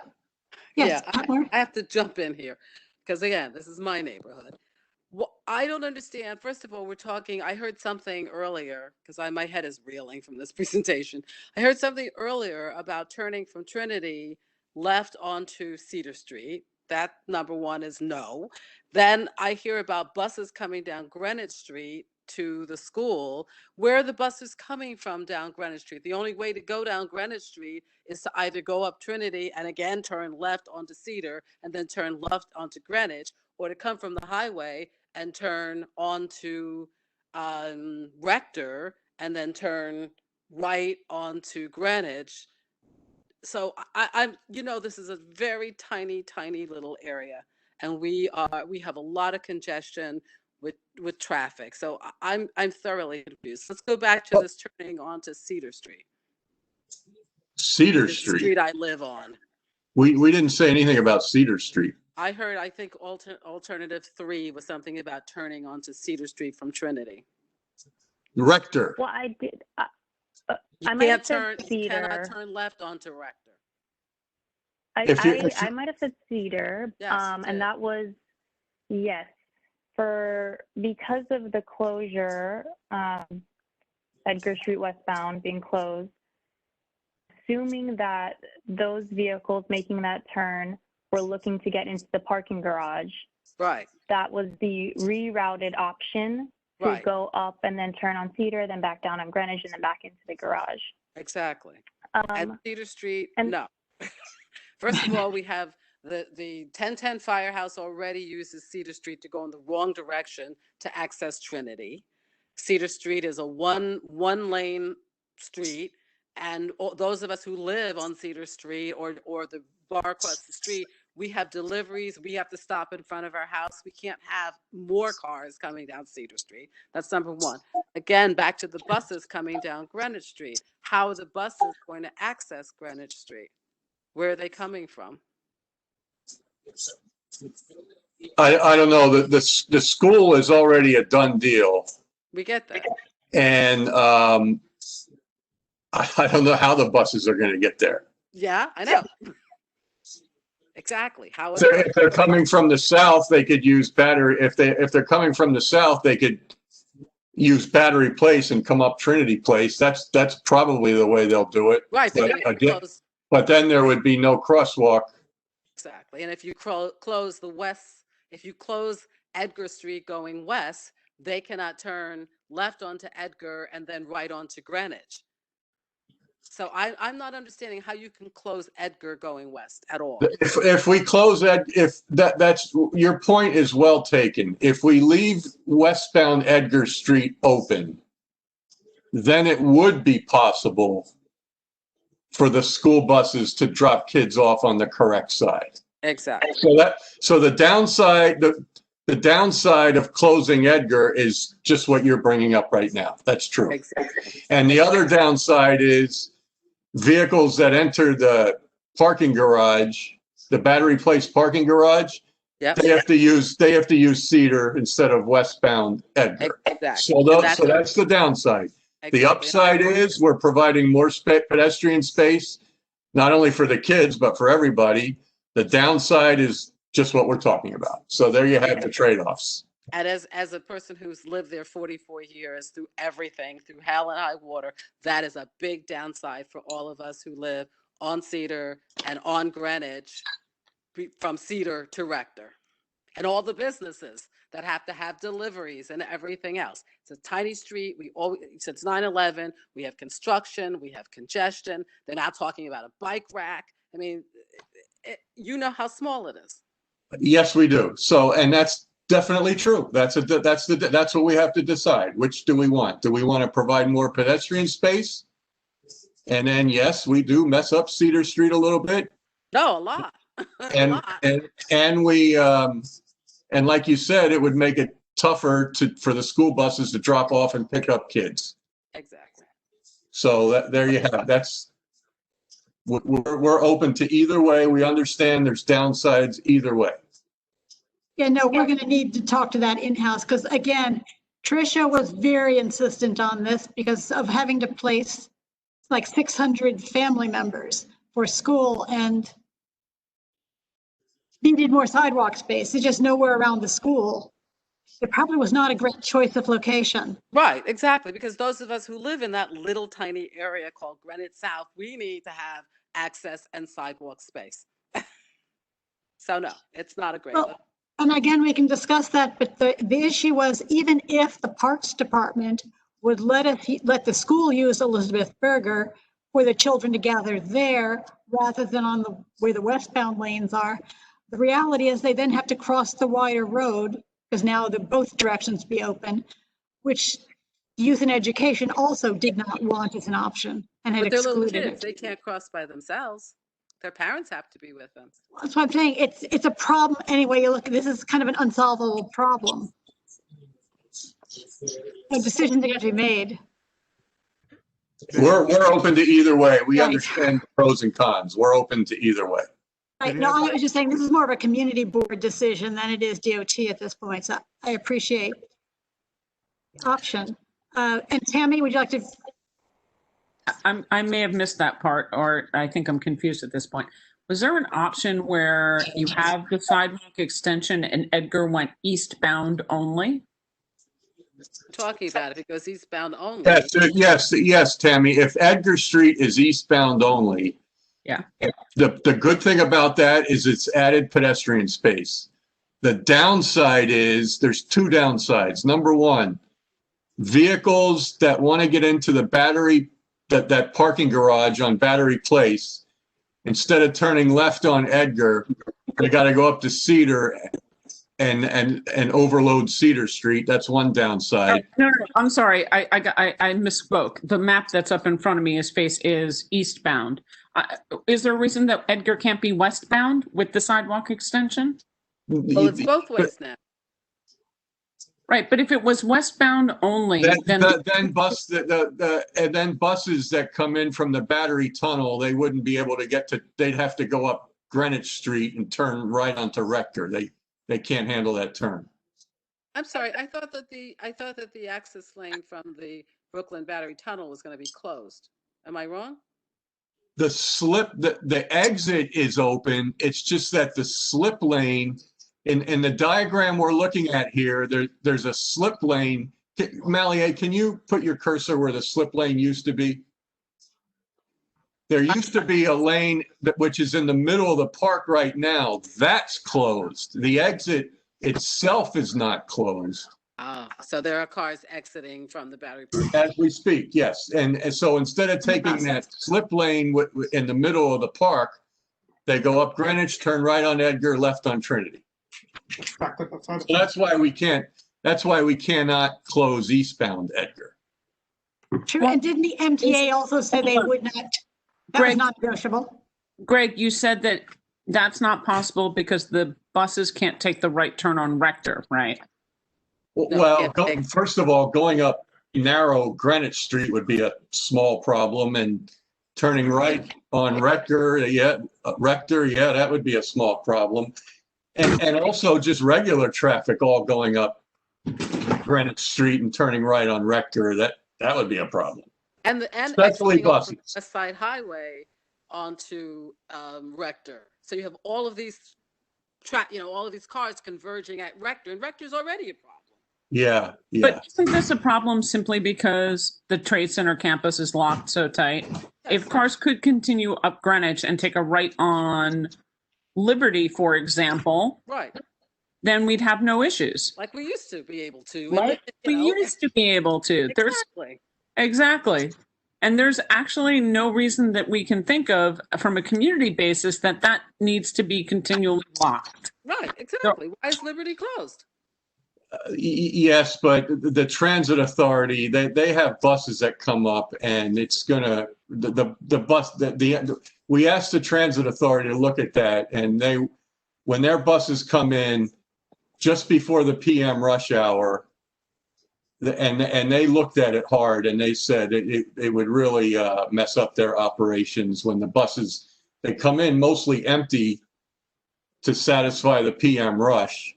So for them to go up Greenwich and turn on any other street besides Edgar would be a problem. Can you explain why? Because they're turning on Edgar to get to Trinity. That's the only reason why they're turning. So we're putting them on Trinity 3 blocks up. What's the 3-block difference? Quite frankly, I'm a little confused. No, I'm confused about where the turning radius for one. On Liberty Street? It's huge. Turning from right now, when they turn from Greenwich onto Edgar, we had to make that radius bigger so that the buses could turn. They're going to have a hard time turning from Greenwich onto either Rector or Liberty. Exactly. Why? Liberty is a huge street. Right. It's bigger than Edgar. Huge. It's twice as big as Edgar. It used to be four lanes. And also those buses, their pickups are on lower Trinity Place anyway. So they need to be on Trinity Place near Edgar, further down. No. I'm sorry, everybody. Hold on a second. Gregor, you were talking about cars having to go up Trinity. And buses, and buses. And buses, and have to turn onto Cedar Street. And then turn left onto Cedar and then left onto Greenwich. So what we're saying now is that Liberty should be opened and buses can go up 1 block above Cedar Street and turn left on Liberty and then left on Greenwich, which I hate everybody being on Greenwich, but at least they wouldn't be coming down Cedar. what, wait a minute. Why would they be coming down? Wait a minute. We're talking about closing eastbound Edgar Street. Is that what we're talking about? And making them go up Greenwich? I thought we were talking, okay, Tammy, I don't know, maybe you interjected something. Because if what we're saying is it's okay, well, there are disadvantages to closing westbound Edgar, but closing eastbound Edgar is kind of out of the question. Well, I was actually talking about a 1 lane only on Edgar eastbound. So if cars are looking to get to the garage, they go up Trinity, they take a left on Edgar, they go into the garage. The exit for the garage can be over on West Street. But that's West. They exit and go up Greenwich because they're smaller vehicles. It's not that big of a deal. But the thought was if that was possible, then the bus, when it drops for the school, comes up Trinity, takes a left on Edgar, and can drop off on the sidewalk. Yes, that's if we leave westbound Edgar Street open. Correct. But if we close eastbound Edgar Street, then the MTA buses, they wouldn't be able to turn right onto Edgar. They'd have to go all the way up to either Rector or Liberty. And that's the problem for MTA buses. Okay, so the MTA bus is the only problem. So truthfully, the MTA buses is the problem with closing westbound Edgar. And you mean the MTA? Excuse me, with closing eastbound Edgar. But you mean the MTA buses that are exiting out of the Brooklyn Battery Tunnel? Correct. Yes. Okay. Correct. So, And this was done. We knew this when making the decisions about the December resolution. So in my opinion, you can't close Edgar either direction, eastbound or westbound. Betty, can I say something? Oh, yes, if Tammy's done. Oh, sure, of course. I'm happy to be done. Okay, then Mitch. I just wanted to say, I'm going to defer to Tammy and Pat for the people that live down there.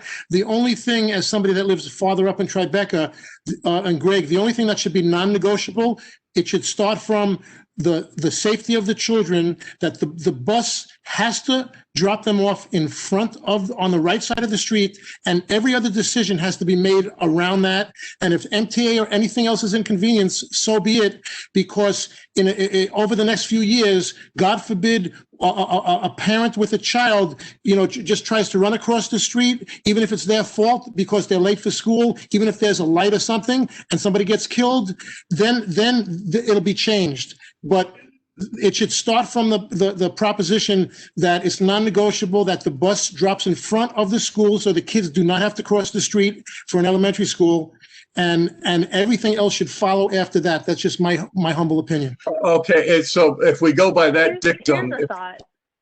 if we go by that dictum, what if we, and so right now we're saying. I didn't hear Greg's response.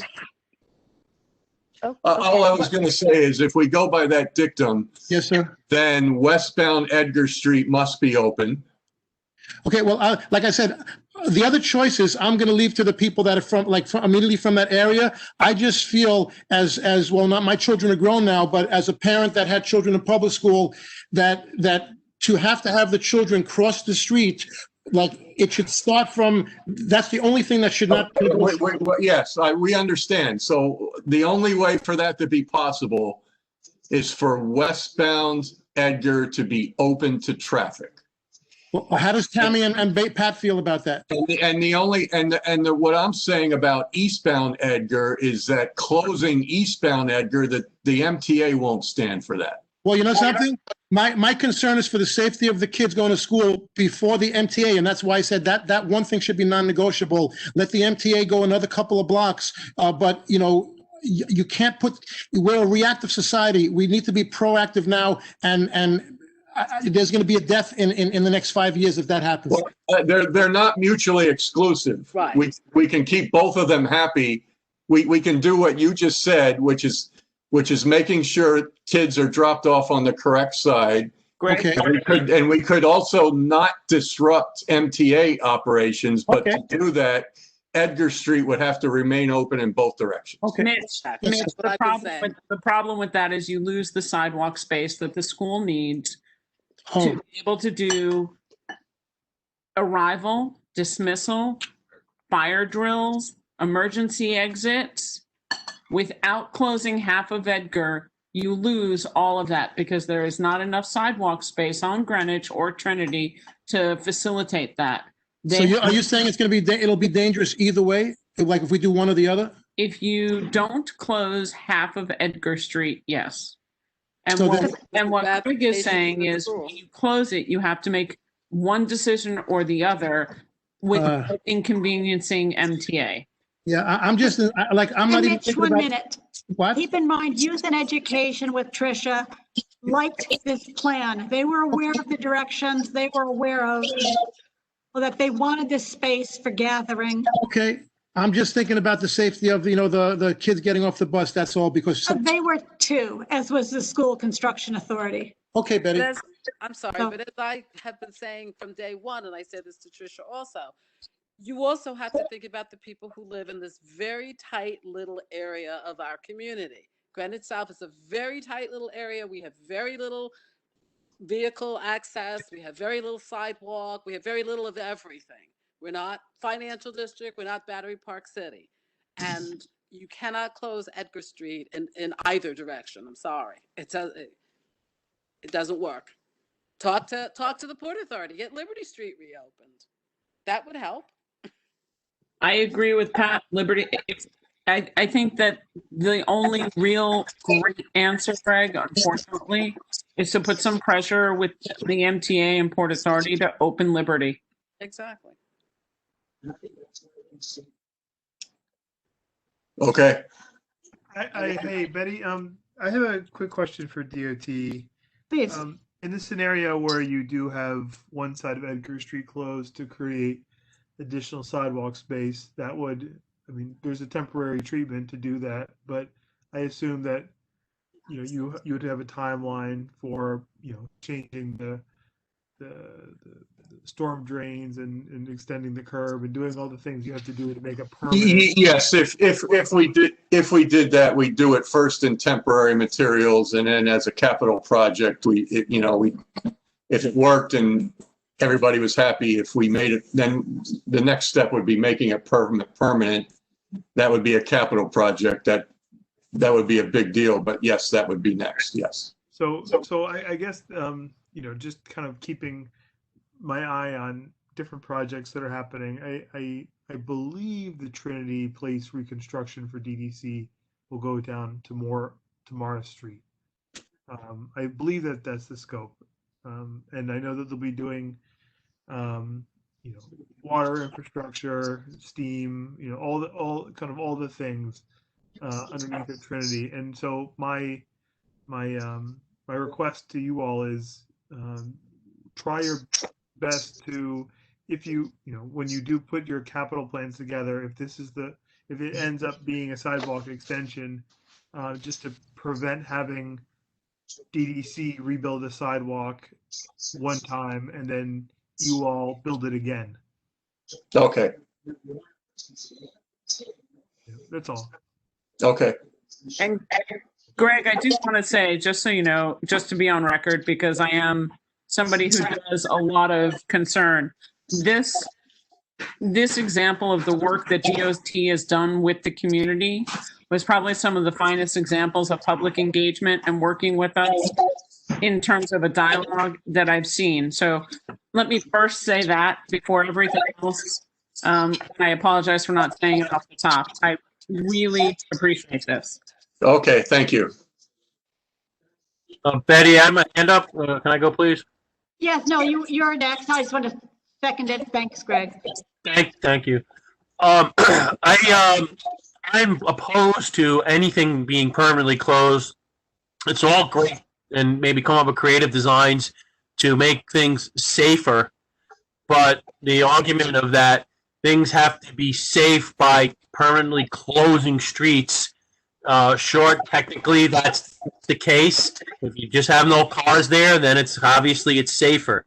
But that's not the reality of life and how the city works and operates. So I've been opposed to the permanent closure and then the people that live down there, like Pat was saying, They have very little access and maneuverability in the neighborhood, and for having other street closed, is an issue. I think Plan 2 had some good ideas with it, the temporary closure during certain hours, this kind of thing. But what just using cones, orange cones, and things like this, not a complete restructure of the street. So someday down the road they can permanently close it. So that I think the takeaway from here is, if I'm understanding it right, and Pat, you can, if I'm correct me if I'm wrong, is that I think most people don't want a permanent closure of the street and to work our way up from there. Thank you.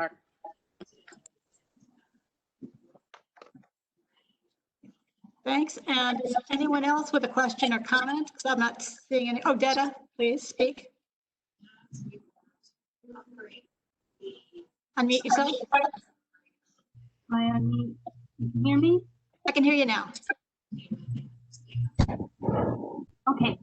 So just so I can understand, you said, Betty, in the beginning that the committee already voted last December that they wanted to close westbound Edgar and wanted to signalize the intersection. So this is already a committee resolution in favor of this, and then the DOT landed on option 4 as the best option, which coincides with what the committee already supported.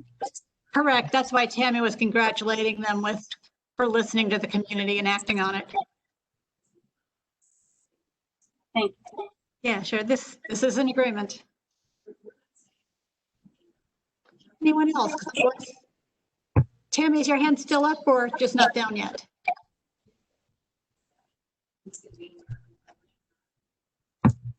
Well, I don't hear her. So, well, thank you very much. Good presentation. And I think we need to work as a community board to see, these conflicts. You're right. They're not with DOT. They're really what the priorities are within the community board.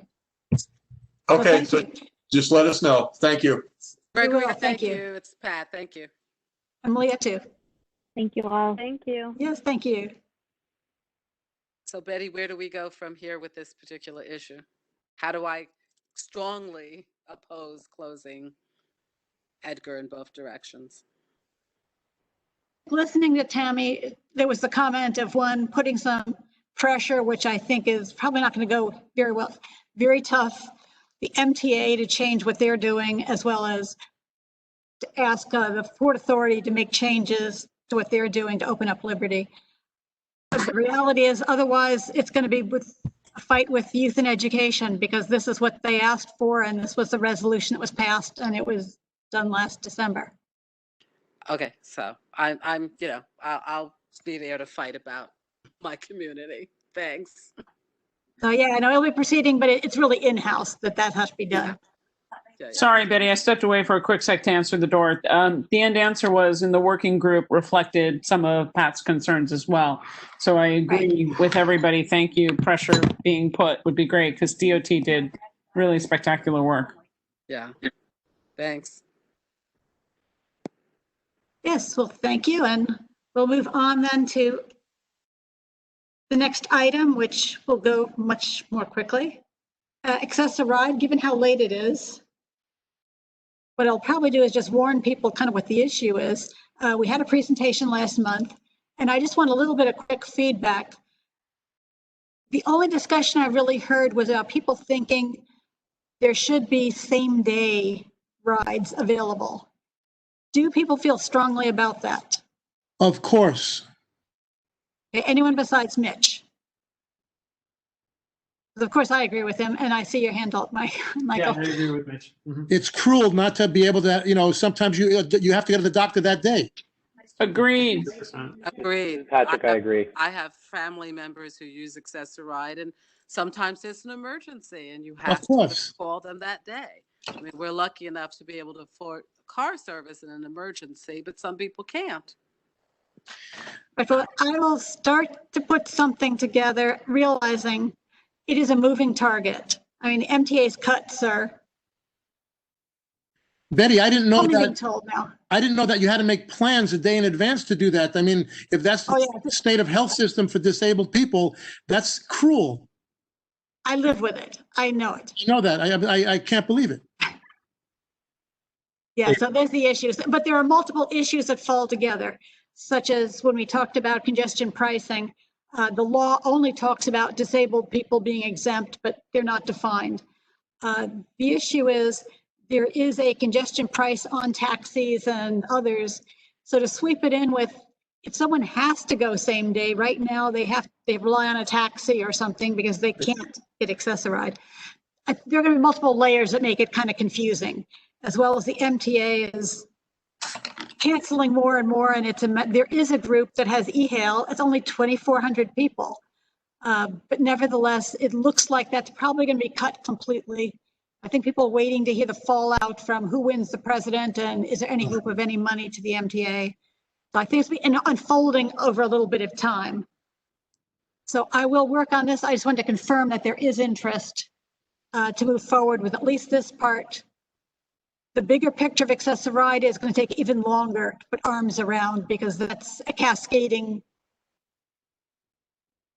financial issue. So it's hard to even know what to talk about with the bigger picture, but at least same day would be something we could opine on. Betty, you have something about this? I agree with what everyone said about this particular subject. I just want to get this on the record. And they come before us some years ago as well. But as someone who drives all the time, I can tell you that the Access-a-Ride drivers are among the most aggressive and dangerous drivers that are out there. They are absolutely horrible. That's all I'll say. I wanted like 30 seconds to mention it on the record. It's something we might need to address, but they're the worst. The worst. They're worse than taxi drivers. Thank you. And I believe I see it from the other side. But again, part of what's complicating that in the very short term is that the MTA just announced they signed a contract with 3 or 5 other vendors to provide service. So again, there's a little bit of a disconnect with the past, with the present to the future. And that's a little bit of the mismatch, but otherwise. No, they're still driving horribly. 2 days ago, I see them on the road. You better just get away from them. They're awful, dangerous.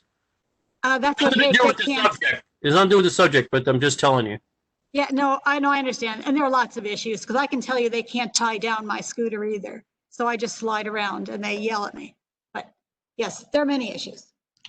So we will get to them. I'm just glad to hear there is interest, so then I will pursue it. And you can realize it's really complicated in the moment because so many things are changing. Yeah, I was also just going to add, Mark, that actually came up at the meeting last month, and I was really surprised. They're actually very, we're talking about Access-a-Ride, right?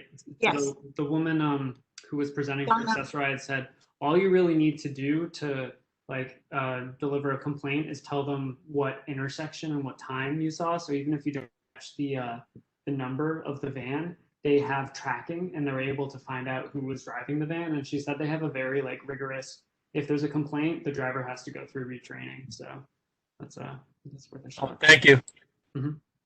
Yeah, so by all means, do complain.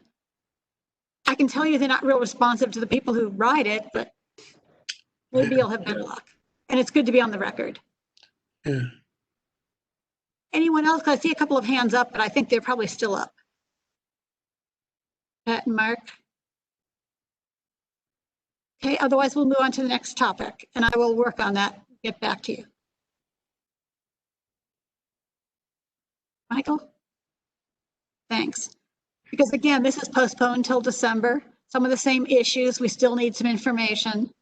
And this has to do with how specific the location of the scooter actually is. So the pings that they're getting, are they really detecting the right thing, the wrong thing? Is it sensitive? Yeah. Betty, I just read something in the paper. I know we're going to discuss this next month, but just for you to, you might know or you might not know. I forget which person in the Department of Transportation was saying this, but they were saying because of the budget crisis and everything, that the group that's going to be monitoring like the safety of the bicycles of the e-bicycles and the Revel electric moped, it's going to be cut. They're not going to be able to do what the representatives came and said, that there's always people. I think they replied to Mark a while ago that they're going to be able to, with GPS, like monitor everything. From what I read, it just seems that they're not going to have the personnel to do that. So just to be aware of that when we talk about it next month. Yeah, no, that's the problem. There's just this cascading loss, and lots of departments and divisions are being closed with lots of agencies. What she was referring to was their system and what they get in their offices. The question then is, it looks like what she said was the DOT got reports from them about what they're picking up. The question is how sensitive what they're picking up is. Right. By all means, if there are complaints, file them by the location and basic time, and as she said, she can identify who the renter was that would have been there at that time. But that's Revel's capacity, not City of New York capacity. So it's not hit by the budget problems. Okay. So, but thank you. Next item. Oh, Michael is on. Oh my God, it's my turn. So I just wanted to introduce, well, Betty and I really just wanted to introduce this topic tonight. I know it's getting late, so this will just be a quick introduction to a series of discussions that we'd like to have in the Transportation Committee and probably in the Community Board as a whole. If you recall what Jennifer from DOT said earlier today, she had mentioned that the Open Streets program has been extended. But they haven't figured out the plans for what the final, excuse me. I don't know why.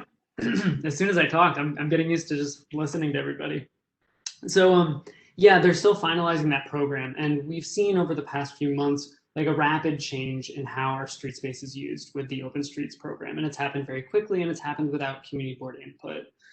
So we wanted to bring up this topic and say, what I'm going to do is I'm going to circulate like a Google Drive sheet at the end of this meeting for people to add some issues, some priorities that we as a community feel like DOT should be taking into consideration when they're finalizing this program and potentially coming to us with any other program. Because as we know, there's limited space in the city, and anything that we prioritize, there's going to be trade-offs between decisions, and it's helpful for us as a community board to get our priorities out there.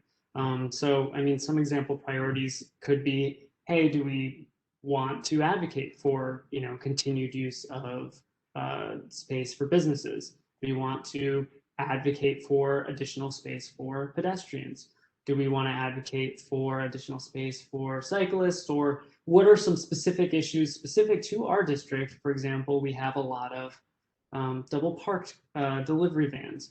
Like, how do we have a discussion about that and come to a conclusion as to what our priorities are as a community board district? I'll pause there and I'll let Betty chime in for a second as well.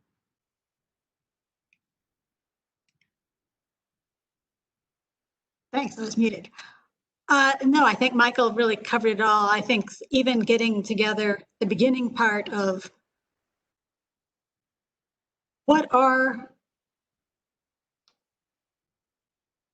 I don't know, how do we even view things? Are we pedestrian first? Are there any basic underlying principles that can be achieved and agreed to would be a good starting point to even start with? Because you see how often it came up even tonight with juggling priorities, and that's the issue the agencies have to make. And the more guidance we can give them, at least we told them what we believe in, but we have to kind of put it together ourselves with what we think is important. And then they have to filter it through all the pressures they have. But nevertheless, at least we can inform in general and then worry about specifics as they come up. Yeah, exactly. So I don't know if anyone has any immediate thoughts on this, but it's okay if you don't, because yeah, I do.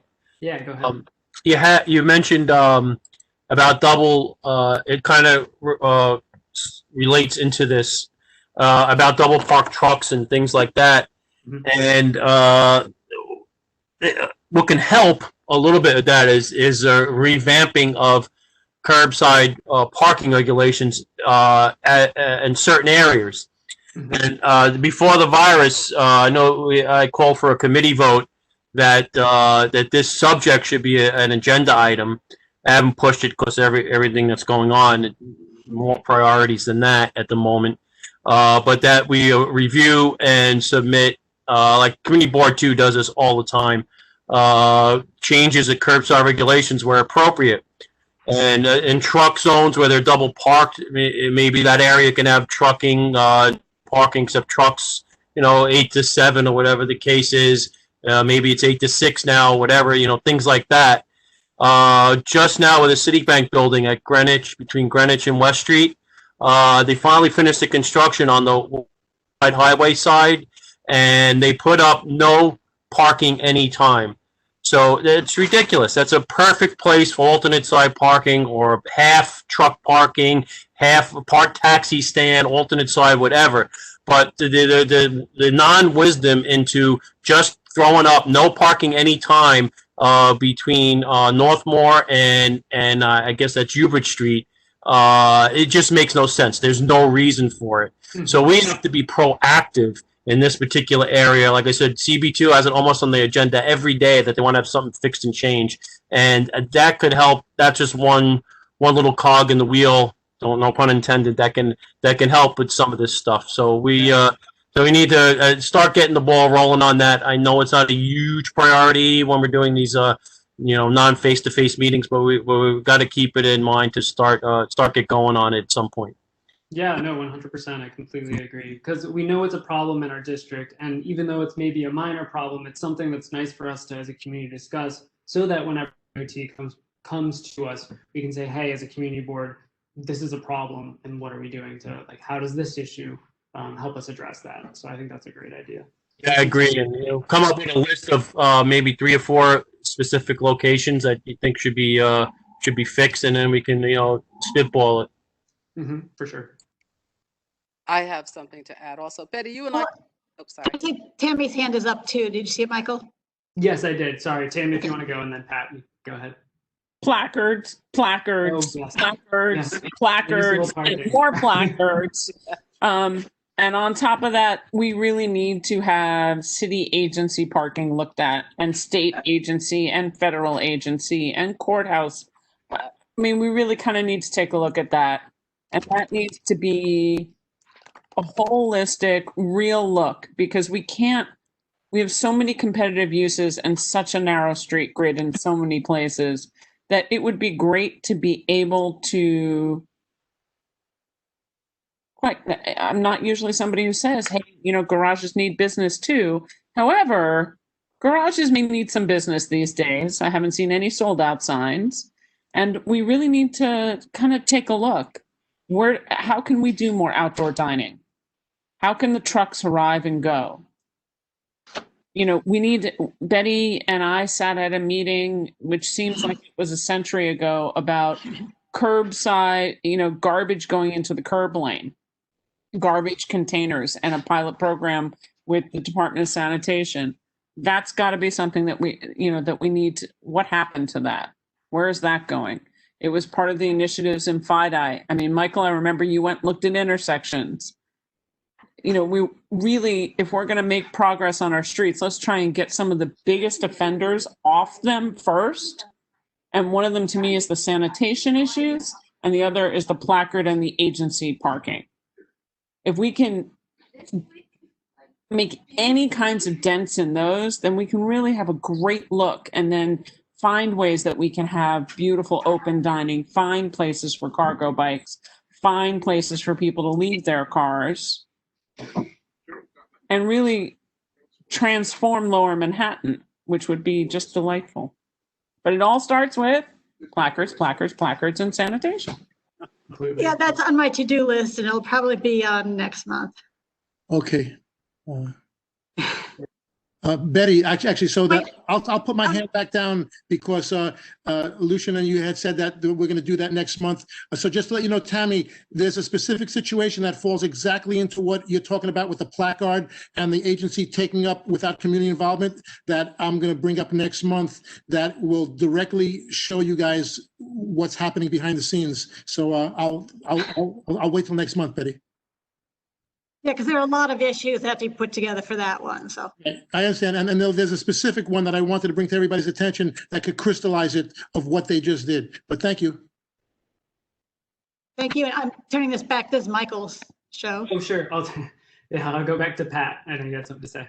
Well, I'm not sure this overlaps with what Mark had brought up, but we talked about this years ago, delivery times for businesses, so that we could get those trucks in, at specific times like they do in Europe.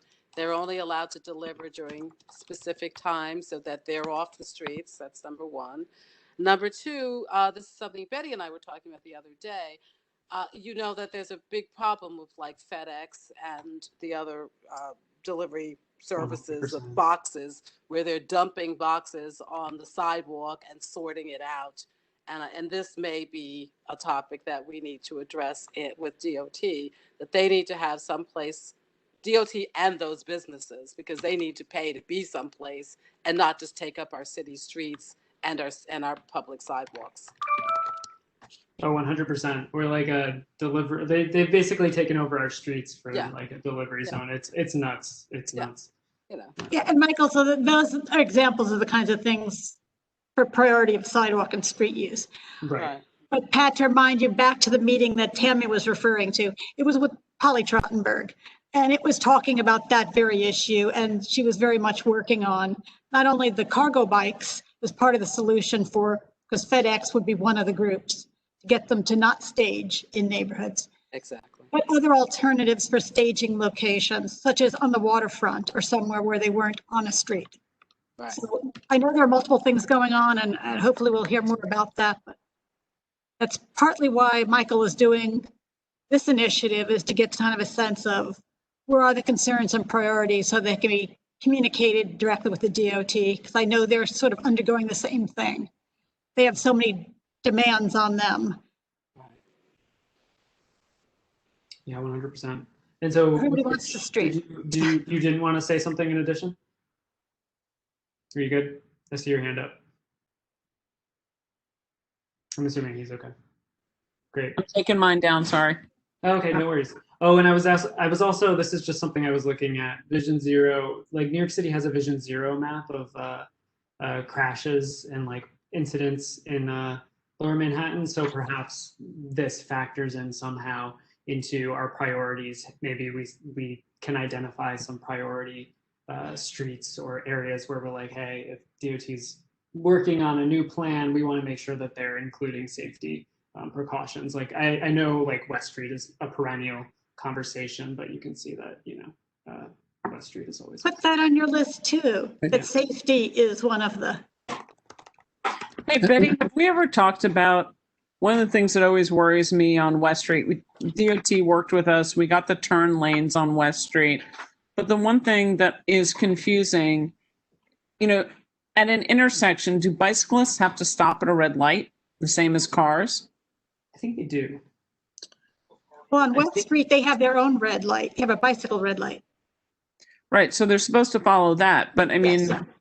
They don't, of course. Yeah. But no, that is the law, is they are supposed to follow I know traffic signals when they're on the roads. No kidding, really? I didn't know that. Yeah.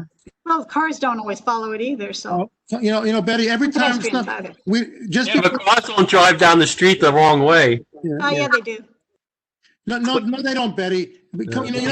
Every time somebody says something about a bicycle, you have to qualify it for a car. There are cars that are very dangerous, but we just mentioned something. It doesn't have to be qualified with something else. And 99% of the cars do not drive down the wrong side of the street. They do other bad things, but they don't drive down the wrong side of the street. We just know that. Or the sidewalk. Michael, can I just have you add one thing? It's kind of loosely in the placard parking, but if you can also add specifically the agencies requesting without community involvement from the DOT, the changing of signage to get the placard parking, especially after a construction project. And then, like, once the construction project is over, signage is supposed to go back to how it was, but some of the agencies are using that as leverage to change the signs. And so I just wanted to put that in. Thank you. Yep. It's really actually the agency process for getting their signage. Right, but so what I'm saying is that might be the process now, but I would like to see if we can change it, because the analogy that I would like to make is that would be like a restaurant coming to the community board to do stipulations after they've gotten the liquor license till 4 p.m. at the liquor authority, and then coming here say, listen, we'll tell you what stipulations we'll agree with. We already have our license. So I'm saying that just like the bike share and all these other people come to us before they implement something, I would like to see if we can put some pressure to see if the agencies could at least come to us before they implement something without our knowledge, which has been happening. Yeah, no, you just agreed with me. Oh, I'm sorry then, Betty. All I was saying was adding on and saying it's not just the signage they have, but the process by which they occur, change, whatever was something you were pointing out. I know I heard it somewhere. You're right, Betty. Thank you. Yeah, no, thank you. No, these are all great. And again, like, I know it's getting late, so we can end the discussion now, but also. One more. Oh, go ahead, Pat. Oh, we never got to you. I'm sorry. This is bad again. And we can either, I was going to do this in quality of life, but maybe it should be with you guys, or it could be joint. But this is something we've discussed for 20 years. And now that bikes are, really a part of the fabric of New York City, they need to enforce the ruling that bikes are not allowed to be ridden on the sidewalk. And I see cops standing there when bikes are on the sidewalk and they never say a thing. And so I really want to approach the cops, the police, that they need to enforce that rule. Especially the e-bikes. Well, to address that, I'll let you know, Pat, because I put together a resolution for the city bikes. Not specifically for the infill, some of this was more generous, but it's the priorities again. And I've heard other community boards complaining about the same thing. And truthfully, if it's pedestrian priority, certainly on the sidewalk, they'd ask, for instance, the docks not be put on the sidewalk, that there maybe be bike lanes where there are docks, so that it's clear to cyclists where they're supposed to be. We have so many tourists, and a lot of people really don't know where to go. Betty, Mitch, wait, let me just finish for a second. I'm sorry. Because when the new commissioner for Lower Manhattan, the DOT commissioner, came in, and he came to the Quality of Life meeting, and you may have been there, and I specifically said to him that when the bikes are on the sidewalk, riders mount the bike and ride the bike along the sidewalk to get down into the street. That's number one. But number two, even if it isn't a city bike, a city bike docking area, just people ride their bikes, delivery people, regular people ride their bikes on the sidewalk. And many a time I've come to go around a corner and a bike almost narrowly misses me. And we need to have the police enforce the rule and make it clear somehow. I don't know how they make it clear to riders. The commissioner said, it's on the city bike docks. Well, they don't read that. It needs to be clear to riders that it is illegal to ride your bike on the sidewalk. No, well, as we put things together, which Tammy had spoken about, potentially for executive committee this month, since our time frame is that for city bikes, a lot of these things actually will come up in that resolution. Because I wrote down things that came up from other community boards dealing with this infill. Okay. Which is why I have a heads up. I know what I've heard from other places with recommendations, things that I think some of them were very clever. I was going to bring up to see what people thought, but it's these very issues they were addressing. And Betty, and just to be fair, I actually find it less with city bikes as far as the bikes on the street and the e-bikes on the street, and more with the delivery people, especially in the nighttime when the streets are a little less crowded and people that do work at night are like Pat knows, because we brought this up many years ago with the Quality of Life Committee, and you're rounding the corner. And Pat also knows that I specifically brought it up to the precinct, and I brought it up to, I forget the other gentleman that used to come to our meetings, Pat. And Exactly. Yes, you did. They basically said if the cops aren't going to do anything unless unless somebody gets killed, and then they'll do something for a short period of time. But to be fair to the city bikes, I find it more of a problem with the delivery people, because it's like the taxis where you're working, like time is money. Well, and that is the problem. When talking about city bike, I don't want to confuse them with other populations. So no, thank you for pointing that out, because that is very true, and the complaints fall that way too. Tammy, is Tammy still here? I am, dear. So I just wanted to bring this up. We spoke about it, another issue before the virus, that you were going to bring up an executive committee with regards to having resolutions written beforehand and presented to us, and opposed to us doing it organically. What is that? That's somebody. That's. I think that's. I think that. I'm not sorry. Can we, Mark, address this again at some point? Because Mark, let's keep going with this list, please. We can address that. We can address that at exec. I apologize. It's okay. So Betty, I wanted to add to the topic here. One of the things that we talked about that, was finding locations to be able to do cargo bike, right? So that really means that we need to also look at distribution locations.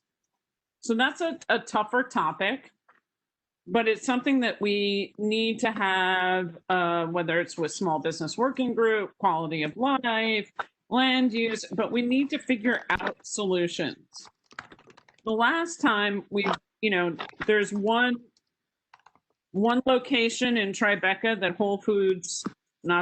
that Fresh Direct uses as a distribution center on the sidewalk and in a no standing zone. But that's a user that's not going away. The Fresh Direct and Amazon user, UPS and others. So it's a dialogue I don't know the solution to, but it's a dialogue we need to have. And it is a major impact on both the street in terms of the sidewalk as well as the parking. So no, I think freight definitely is an issue that's to be put on here to deal with. And also people have to separate those that are corporate partners with the DOT regarding deliveries, because they're in a whole different program, moving in a different direction. And all of those that have not yet agreed to, or been, I don't know, or maybe not approached, who are not corporate partners. I actually really has to be done with. Right, but I want to prioritize a corporate partner who has the money to outfit their own spaces is one thing, but prioritizing somewhat of a residential view on it and a small business view is kind of where I want to go on that. You know what I mean? It's a very complicated and tough thing. And quite frankly, each area of CB1 is so structurally different that they need different solutions and different conversations, but it doesn't mean. I was dealing with more the solutions of the standards that you could hold different groups to, not what the needs were, because. Yep. Gotcha. That's taken. Yep. And Michael, let you wind it up. Oh, sure. So I think we can, I'm happy to end the conversation now, because again, this is kind of just the start of this, and we just want to introduce this to get people thinking about it. We'll take these up. We'll take a look at what people add, and we'll discuss it in our next committee meeting. And like I think Tammy, as you said, some of these are going to turn into larger conversations where we're talking with a small business group or talking with quality of life. But we just wanted to get the ball rolling on this, because this is an opportunity for, there's a lot of changes happening right now with how streets are being used, and we want to make sure that the community's voices are heard and are part of that discussion. And then you're going to have to put back on the list congestion pricing. Because we have to have the topic and it's not going away. We have to make our CB1 requests, and that has to be done sooner versus later. For sure. Tammy, just a comment on that. It came up. This came up congestion price, I guess, a few months ago, and I think in Quality of Life Committee, if I remember, Pat. And it's something I think we need to readdress as a full board. In that, considering what's happened with the virus, that this becomes even more of a burden on residents, citizens, and small businesses. When I mean, you don't even have to go through the whole litany of what's going wrong with the city, and we should rethink our taking more of a firm position about how good or bad idea this is economically. So that's what I'd like to see as a topic.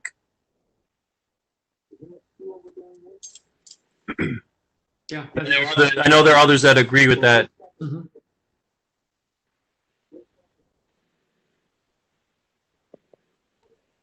Okay, is everyone done? Yeah, back to you, Betty. Yes, well, thank everyone, and guess I'll see you online. Can I say? Thanks. Great meeting. I'm glad And Tammy, I'll get back to you. I'll put together some things for the executive, again, waiting to get some of the data. That's fine. If you can just add, I mean, you were here, you listened to it, summarize, some of the feedback and comments that everybody gave, the public and the board, so we can have that captured. That would be fine. Okay, because we can annotate it, back to the meeting. That's awesome. Appreciate the work. Thanks. Yeah, that's fine. I always listen to these tapes. I love them. Oh my God, you're torturing yourself.